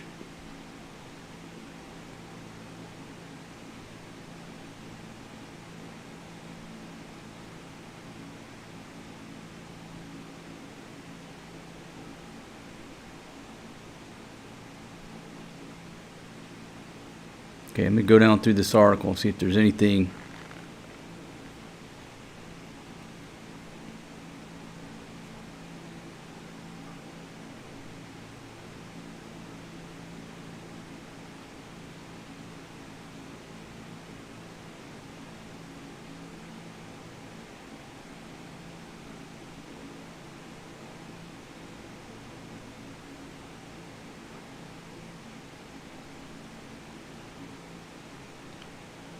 Still article, same topic. Going back to March 6th, just it's nothing new.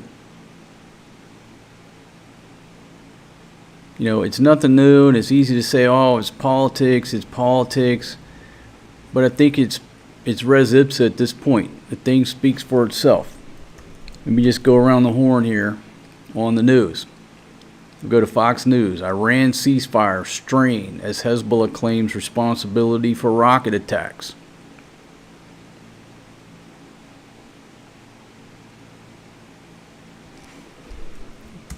Okay, let's check out CNN.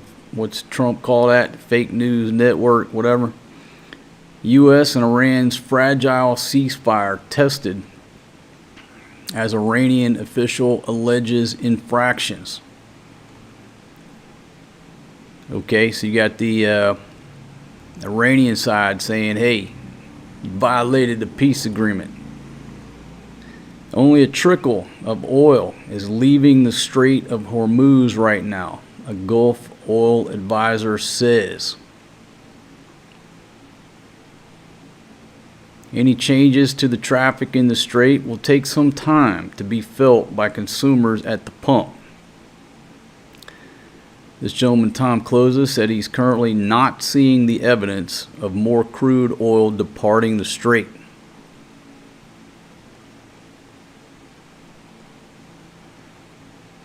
Okay, let's make our rounds to Al Jazeera, see what they're talking about. Okay, headline, Killing Machine. Lebanon mourns as Israeli raids shake U.S.-Iran ceasefire. It's all a theatrical show that Trump is playing. U.S. crude sees price rise after falling on news of the ceasefire.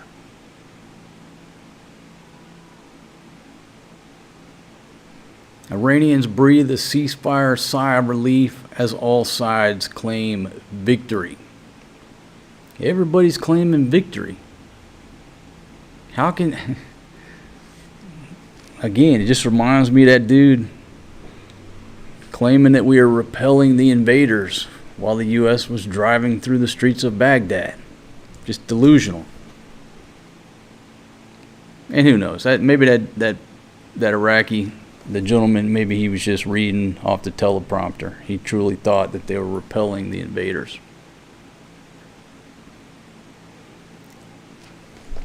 Let's see, U.S.-Iran ceasefire under strain.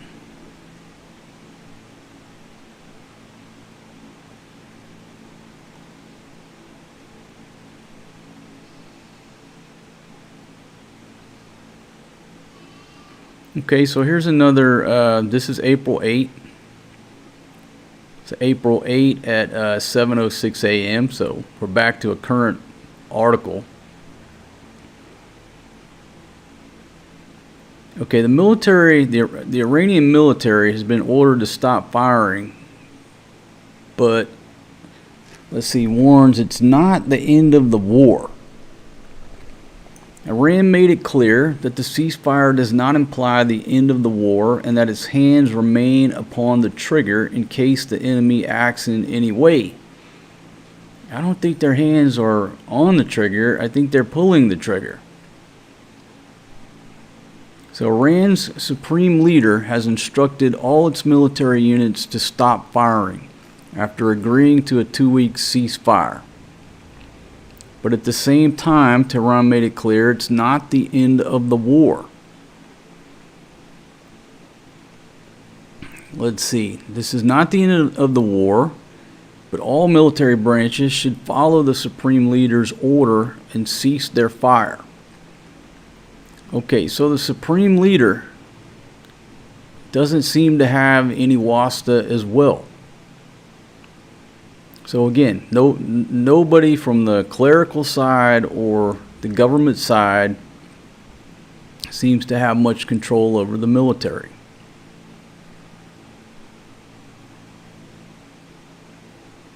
Should the slightest error be committed by the enemy, it shall be met with force.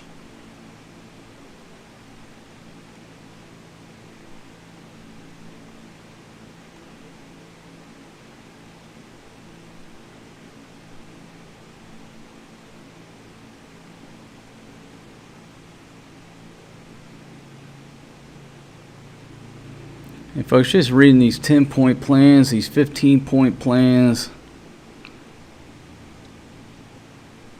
it's just too complicated for me, for my redneck brain. I just like the simplistic, y'all open it straight, everybody stop shooting. That's pretty simple. I understand that. Everything else, and they can't pull that off. How are we going to move forward if we can't pull those two things off?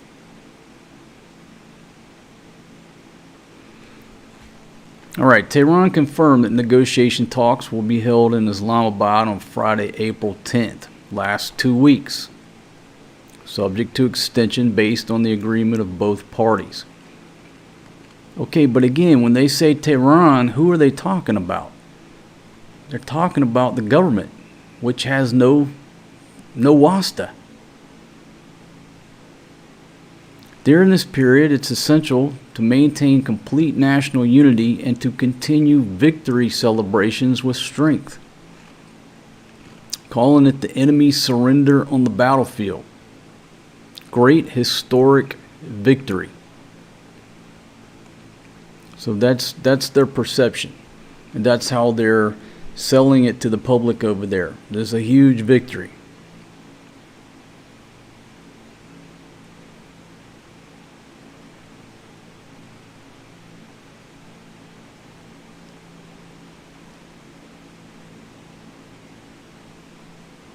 So it just seems like everything is, all the news reports, what Trump's saying, what Iran is saying, everything is so far from the truth. This has just become entertainment for the day. I don't see anything being accomplished here.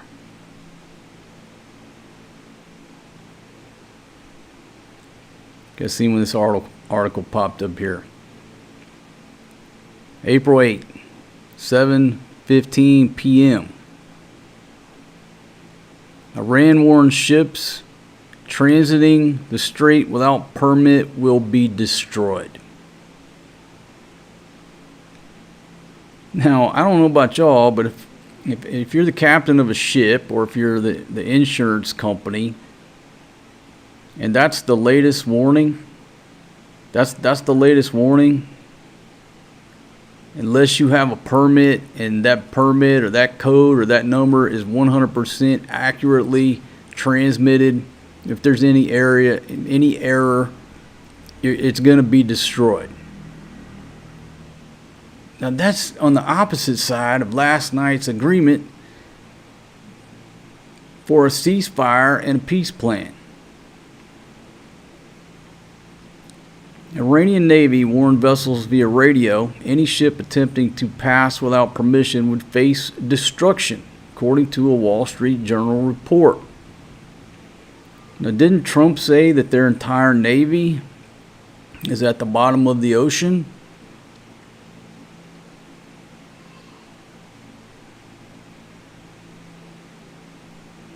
The Wall Street Journal reported that most ships are stationary in the Hormuz Strait.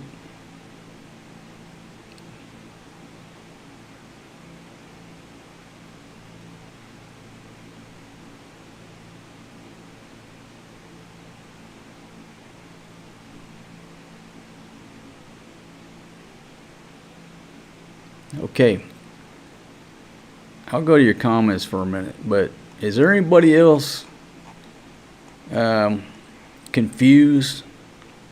Seems like a very confusing situation. And again, this is just my opinion. It's just my opinion based on open source reporting. I'm not there.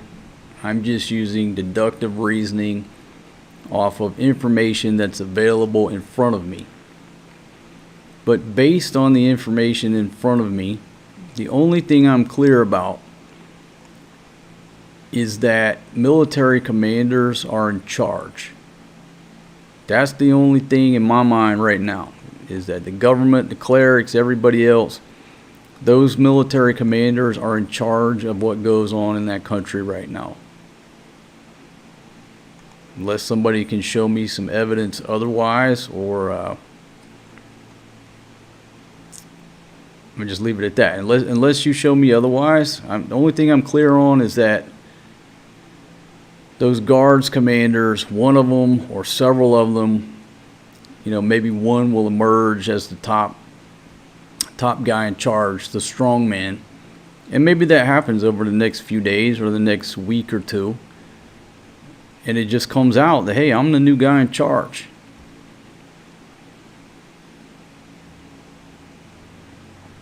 But in my redneck mind, that's all I know out of this whole talk. Yeah, Iran's going through a mutiny. I think they've already went through it. There's been a coup. There's been a military coup. And they got a couple names there. I guess I could go back to the article and pull this one cat's name. I'm not saying he's going to emerge, but let's find a name here.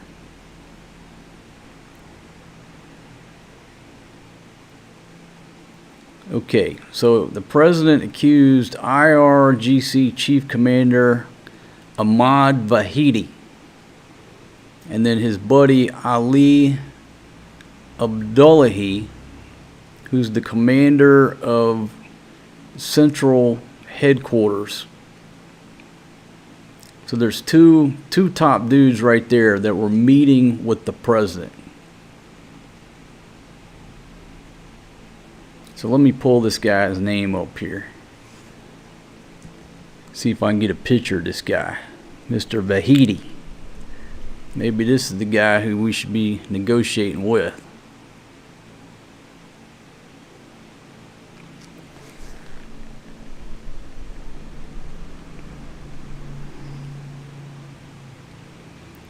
Okay, Iranian military officer who serves as commander-in-chief of the Islamic Revolutionary Guard Corps, appointed on 1 March.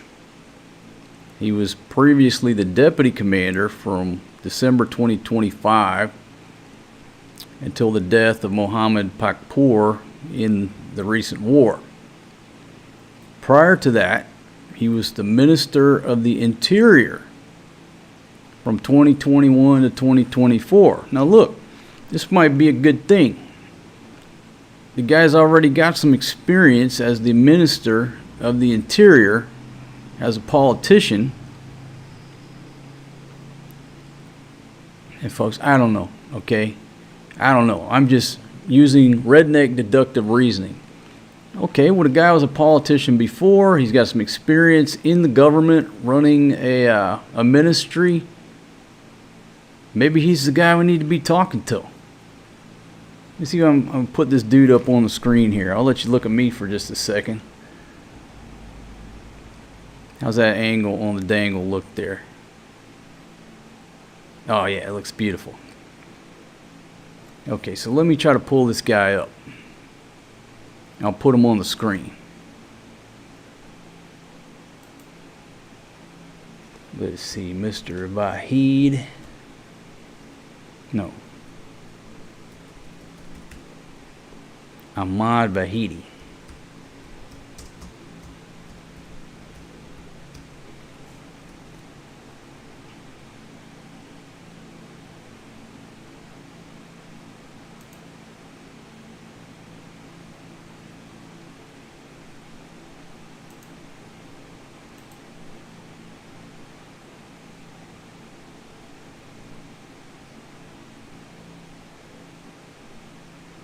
Okay, is this him right here?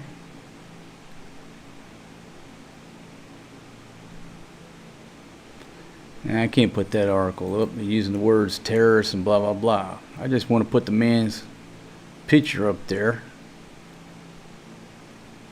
so we can take a look at this gentleman.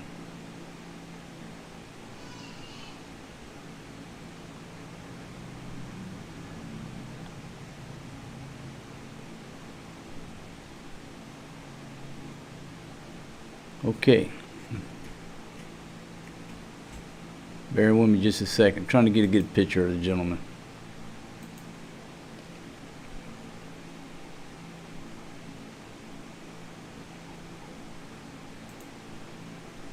Need Big Pumpkin down here doing research.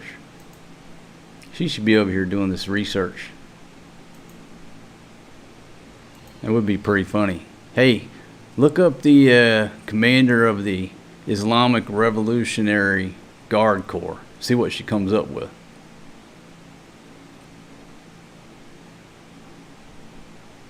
Yeah, took over office 1 March 2026. I'll put Wikipedia up there. You got to take it with a grain of salt, the information. But let's put this picture. And somebody feel free to fact check me. I don't have any fact checkers here. But that's the gentleman right there.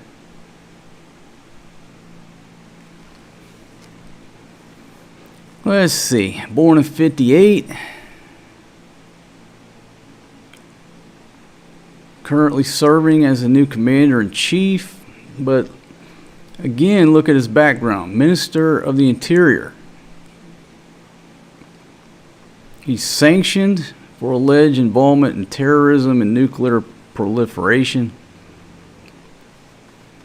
Yeah.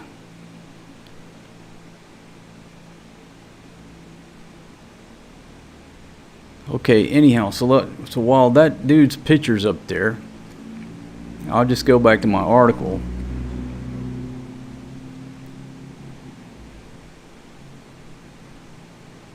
Okay, and again, it's just talking about serious disagreements between this gentleman on the screen and the president over how to manage the war.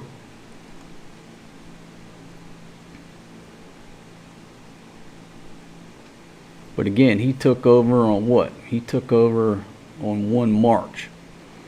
Okay, so I asked this question. I'll go to your comments. Is this the guy that's truly in charge of Iran right now? And that's very speculative based on these articles. It's like Ron Burgundy. Speculate, Ron. Speculate, man.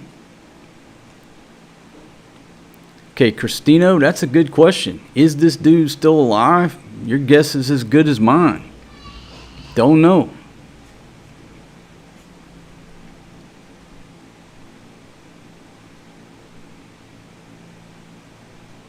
Okay, so again, I ask you to assist in the, hey, King Louis, Mao Mock Mock. All right, we'll see you later, my friend. Enjoy your evening wherever you're partying at. Certainly appreciate you showing up. Again, I think you're in Thailand, brother.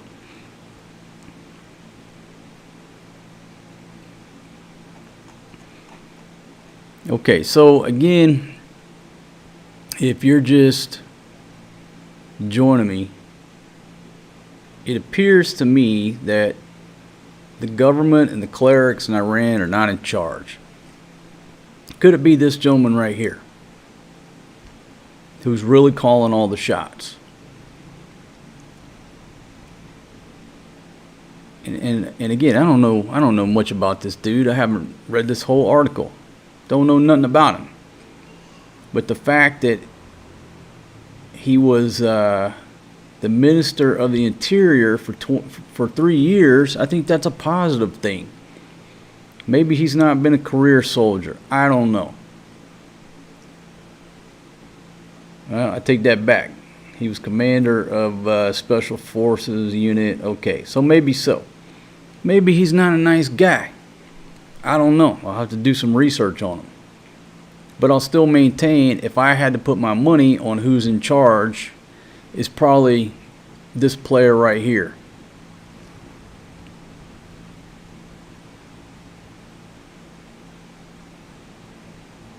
Hey Jeff, send me 10 Bitcoins or you will be exposed. Exposed. Alright. I'll bite. Go ahead. Show us what you got. Or you can sit back and wait on them 10 Bitcoins to come your way. You can shit in one hand and wish in the other, and check your Bitcoin account and see which one fills up first. Good luck.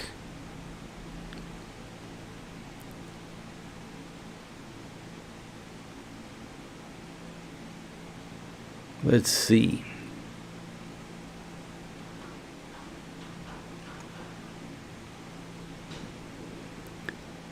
Somebody just commented, let's see. At this rate, I see Trump getting removed from office. And I'm not sure what you're referring to, but I did see, some more comments come across about the 25th Amendment and this and that. Folks, if we allowed an Alzheimer's patient to serve as president of the United States for 4 years when everybody in the world every day saw that on video, I don't think we can get any president removed, no matter what the amendment is or what he or she does. We let an Alzheimer's patient stand up there for 4 years.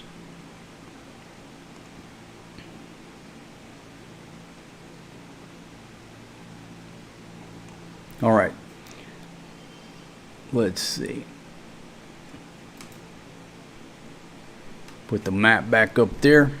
I'll come up to another article here. And folks, I'm going to talk for maybe another 30 minutes and shut her down.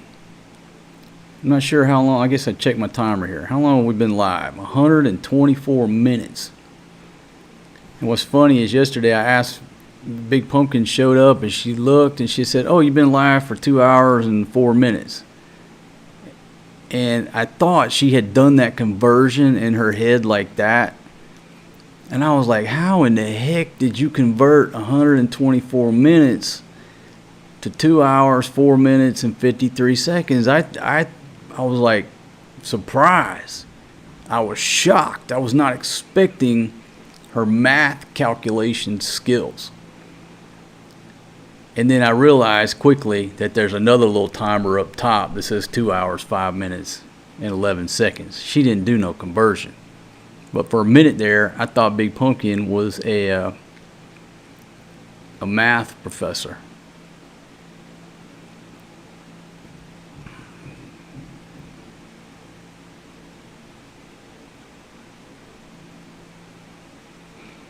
Okay, this same article from March 28. And here we go again.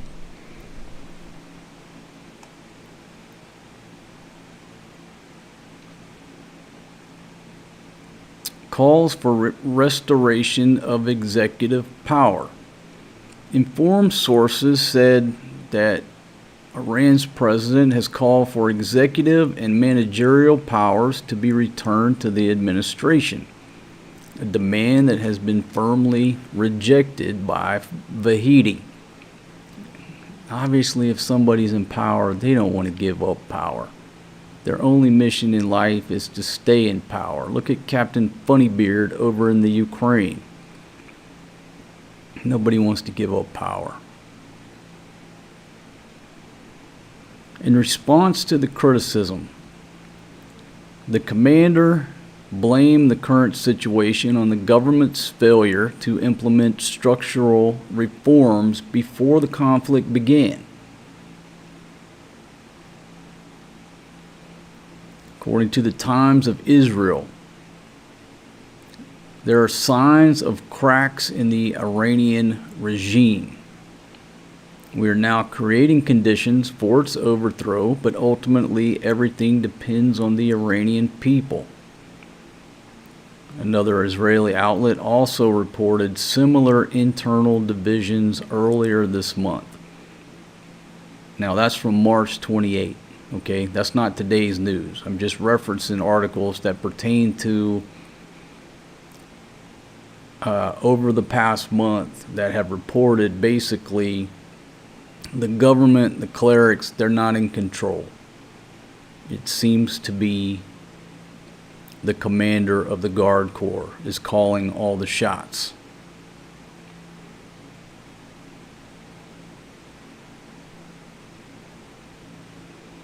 All right, so what I'll do is just make my rounds, read the updated headlines, and then I'm gonna shut her down. Spend some time with Big Pumpkin. Same thing from Al Jazeera. Killing machine. Lebanon mourns as Israeli raids shake U.S.-Iran ceasefire. Let's go to CNN. Same thing. U.S. and Iran's fragile ceasefire tested as Iranian official alleges infractions. Iran is holding the world economy hostage, and Trump's truce proves its leverage. Well, I'm just going to maintain we don't really know. Okay, let's just stop for a second and say, all right, if we're negotiating and talking to the wrong people, how can we really gauge anything? I mean, think about that. Okay, say you're trying to buy a car, you're trying to buy a used car from, I always say an ad in a newspaper, it sort of dates me, from whatever, Craigslist, whatever people use these days. You're trying to buy a used car. And you're negotiating with this guy about the price and asking him this and this and this, and you get over there and you've been talking to, you've been talking to Uncle Joe about the car and doing all these negotiations, and you agree upon a price. And then after 2 days of negotiations and a test drive, you come to find out that Granny owns the car. And you're like, well, wait a minute. Who the hell are you? Well, I'm Uncle Joe. Well, who owns the car? Well, Granny owns the car.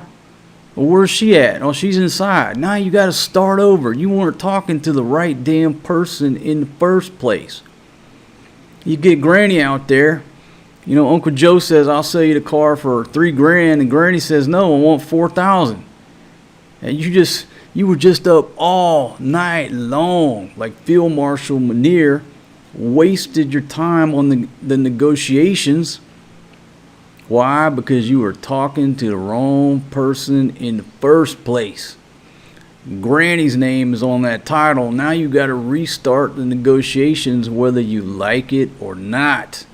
Because if you really want to buy that car, you have to negotiate with the person who's in control.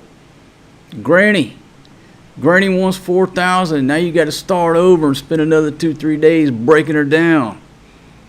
Is that what's going on here? It's happened before. The U.S. has been talking to the wrong people they weren't in charge of nothing. They thought they were on much smaller levels in various places. Maybe we just need to reset and say, wait a minute, let's start over. Step one, who do we need to be negotiating with? Who? That's step one. Who has the power? Who has the wasta? That's who we need to be negotiating with. And you go over there and you schwack this guy. Somebody else is going to pop up in his place like whack-a-mole, maybe twice as crazy. Now we got to negotiate with this guy. So that's what my advice is to DJT, man. Hold the presses. Stop what everybody's doing. And I want somebody in the room to tell me right now who is really in charge of the country of Iran. I don't want to know nothing else. I don't want to know nothing else. I want a name and a picture of who has the most wasta, the most juice in the country of Iran. Put his picture up on the screen. Okay? And I don't know. You know, I'm not privy to all the inside information. To ask the question, is that the man right there the United States needs to be talking to? I don't know. But if I were the president, I would say, stop the presses. Let's figure out who's really in charge. And let's start by talking to them. But that's just me. I'll take a few more comments. I'm going to shut her down. I'll say thank you very much for joining me on this 2-hour, 13-minute long broadcasting live stream. Coming to you live from my dining room table. But wait till tomorrow. I'm going to do my best to turn those green curtains. It's a natural green screen. And tomorrow I'm going to try to be broadcasting live from the White House. Okay? I'm not sure I can do it. I don't know how to do it on this live software, admittedly. I've never tried to do it. I have no idea. I'll have to sit down and start from scratch. But I do know how to do it on Final Cut Pro. Let's see, Maximus, how are you? Good afternoon.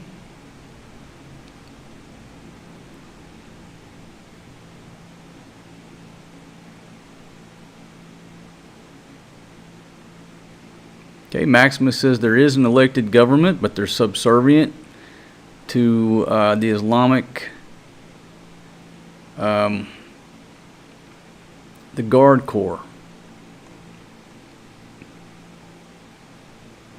Okay, if I were in charge, I would not tell the USA.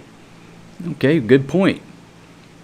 But at some point, if you keep taking out the strong man who has solidified himself as being in power, there's nobody to talk to.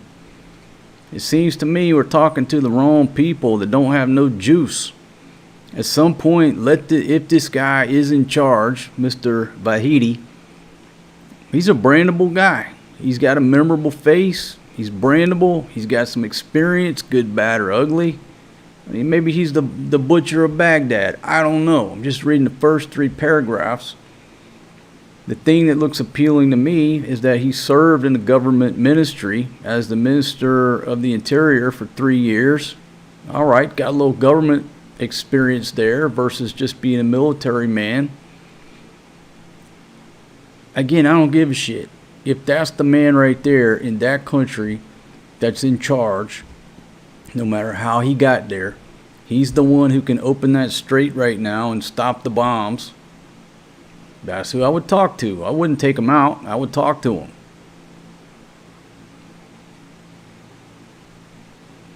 Again, if you're the president, ordering the U.S. military to take somebody out or take out bridges, that's easy. We're trying to put together a deal. The deal is difficult. It's not so easy. So at some point, if you want to get the deal done, let's talk to the strong man, the guy in charge. They're hoping the people will rise up and overthrow the regime. Okay, all right, so the people rise up, overthrow the regime. Now there's this power void. Now everybody's fighting for power. You got this warlord, this business guy, this strong man, this army guy. Everybody's still fighting for power. It just wastes time. Whether it happens or not, who knows? But again, this isn't a situation where it doesn't affect me and I can sit back and just sit here and not care about it, right? This is affecting everybody. It's especially affecting us here. According to the DOE, we have an average of 50 days worth of fuel reserves left here in this country. Walked out yesterday, day before, diesel prices went up again. I'd have to look at the math, but a gallon of diesel, now here it's sold in liters, but just a quick conversion, I think we're up past the $9 per gallon mark here in the Philippines. $9 per gallon of diesel. Now, look at the metrics. A truck here, all right, a diesel engine here uses the same amount of diesel as an engine anywhere else, right? It's physics. We're over or right at $9 a gallon. The average salaries here, folks, there's people in this country that make $200 a month. Some less, some more. But it's a comment I saw earlier. Now, some dude was a little bit off. He said, I make $6,000 a month here in Australia. And then he said, people in the Philippines make $600 a month. Well, some people do, but the average person does not. Back that down to around $200 for a lot of the worker folks. This price increase here is detrimental. It's significant. It is a game changer. Redneck's reporting that diesel here in the province is 147 pesos per liter. That's almost $10 per gallon. And it's going to continue to go up. Almost $10 a gallon, where a lot of folks here make 10,000 pesos a month, give or take, $200 a month. And you're going to pay $10 a gallon.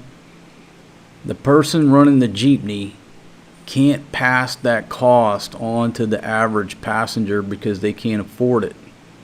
More people here are already walking or not going out.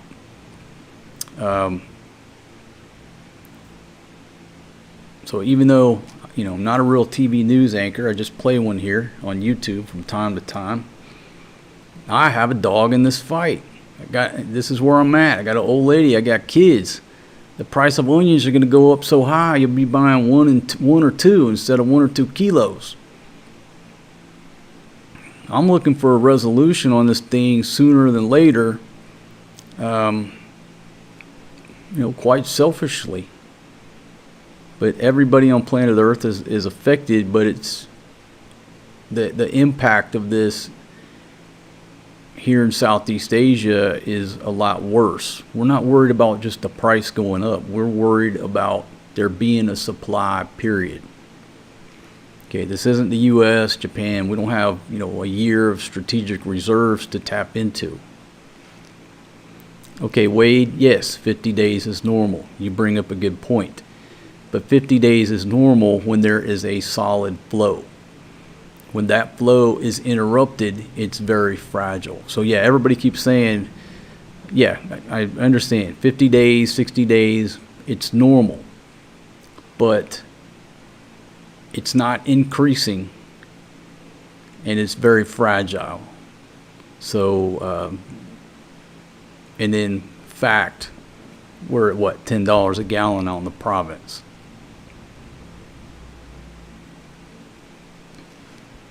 Redneck says traffic here is 1/4 of what it is. before Trump's war. Yeah, every day we go out, traffic gets a little bit lighter, a little bit lighter.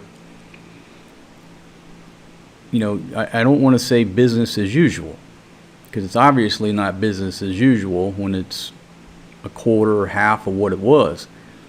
Here in the neighborhood, it is so quiet that most of the day you hear nothing. Now, this was a very quiet neighborhood before, but all the people who used to come to the neighborhood to visit or handle business or what have you, you look up and down the streets, there's no cars like there used to be. Now they're occasionally a loud motorbike, but life has already changed. It's not just we're complaining about, you know, gas is expensive at the pump. It's a lot more serious, and not just here, a lot of countries. You know, seen reports, places in India, they're lining up, you know, 50 tuk-tuks at a time to try to get filled up. I haven't seen that here yet. We walk by our gas stations and it's just business as normal, other than the price is jacked up. We saw one station that had a sign that said we're out of diesel, out of stock.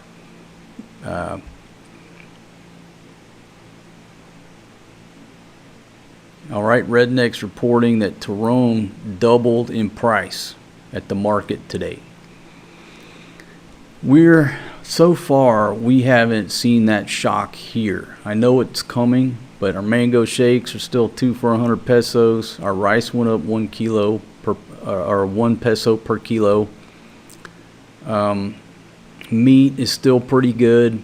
So far, until this point, we haven't seen a huge sticker shock here in Angeles City. But with those prices on diesel that keep going up, it's just a matter of time before our stuff really starts going up here.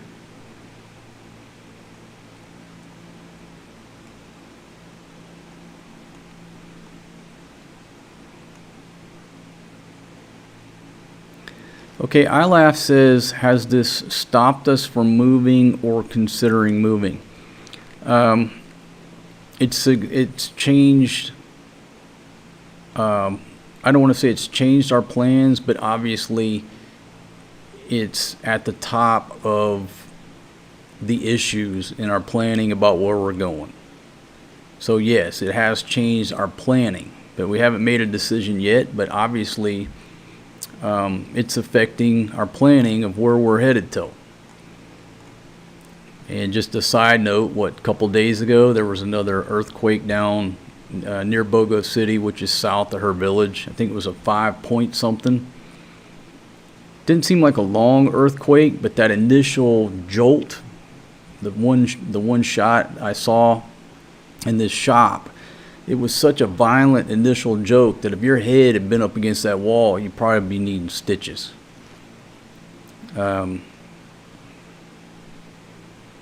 Yeah, so it's at the forefront of our planning. You know, we were here during 2020 and all of the events that went on there.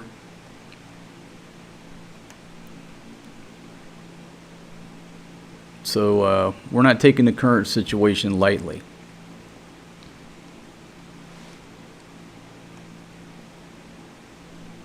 Yeah, the province, you know, we're getting different reports. She was telling me that somewhere near her spot down there, you know, the rice has already went up significantly in price. And again, I don't know the exact details. I just report what I see, what I know, what I video, so I'm not putting out any false information. You know, here, so far, up until this point, we're good here. Now, I'm sure next Saturday or 2 weeks from now, whatever, we're going to see some increase in prices. We know it's coming. But that's why we're pretty much walking around every day, every other day, whatever, just filming the same thing to document accurately what the prices are here on the ground. And see, Maximus says hunker down for now until it's settled. Food availability is important. That's what is in everybody's mind. And I certainly agree with you.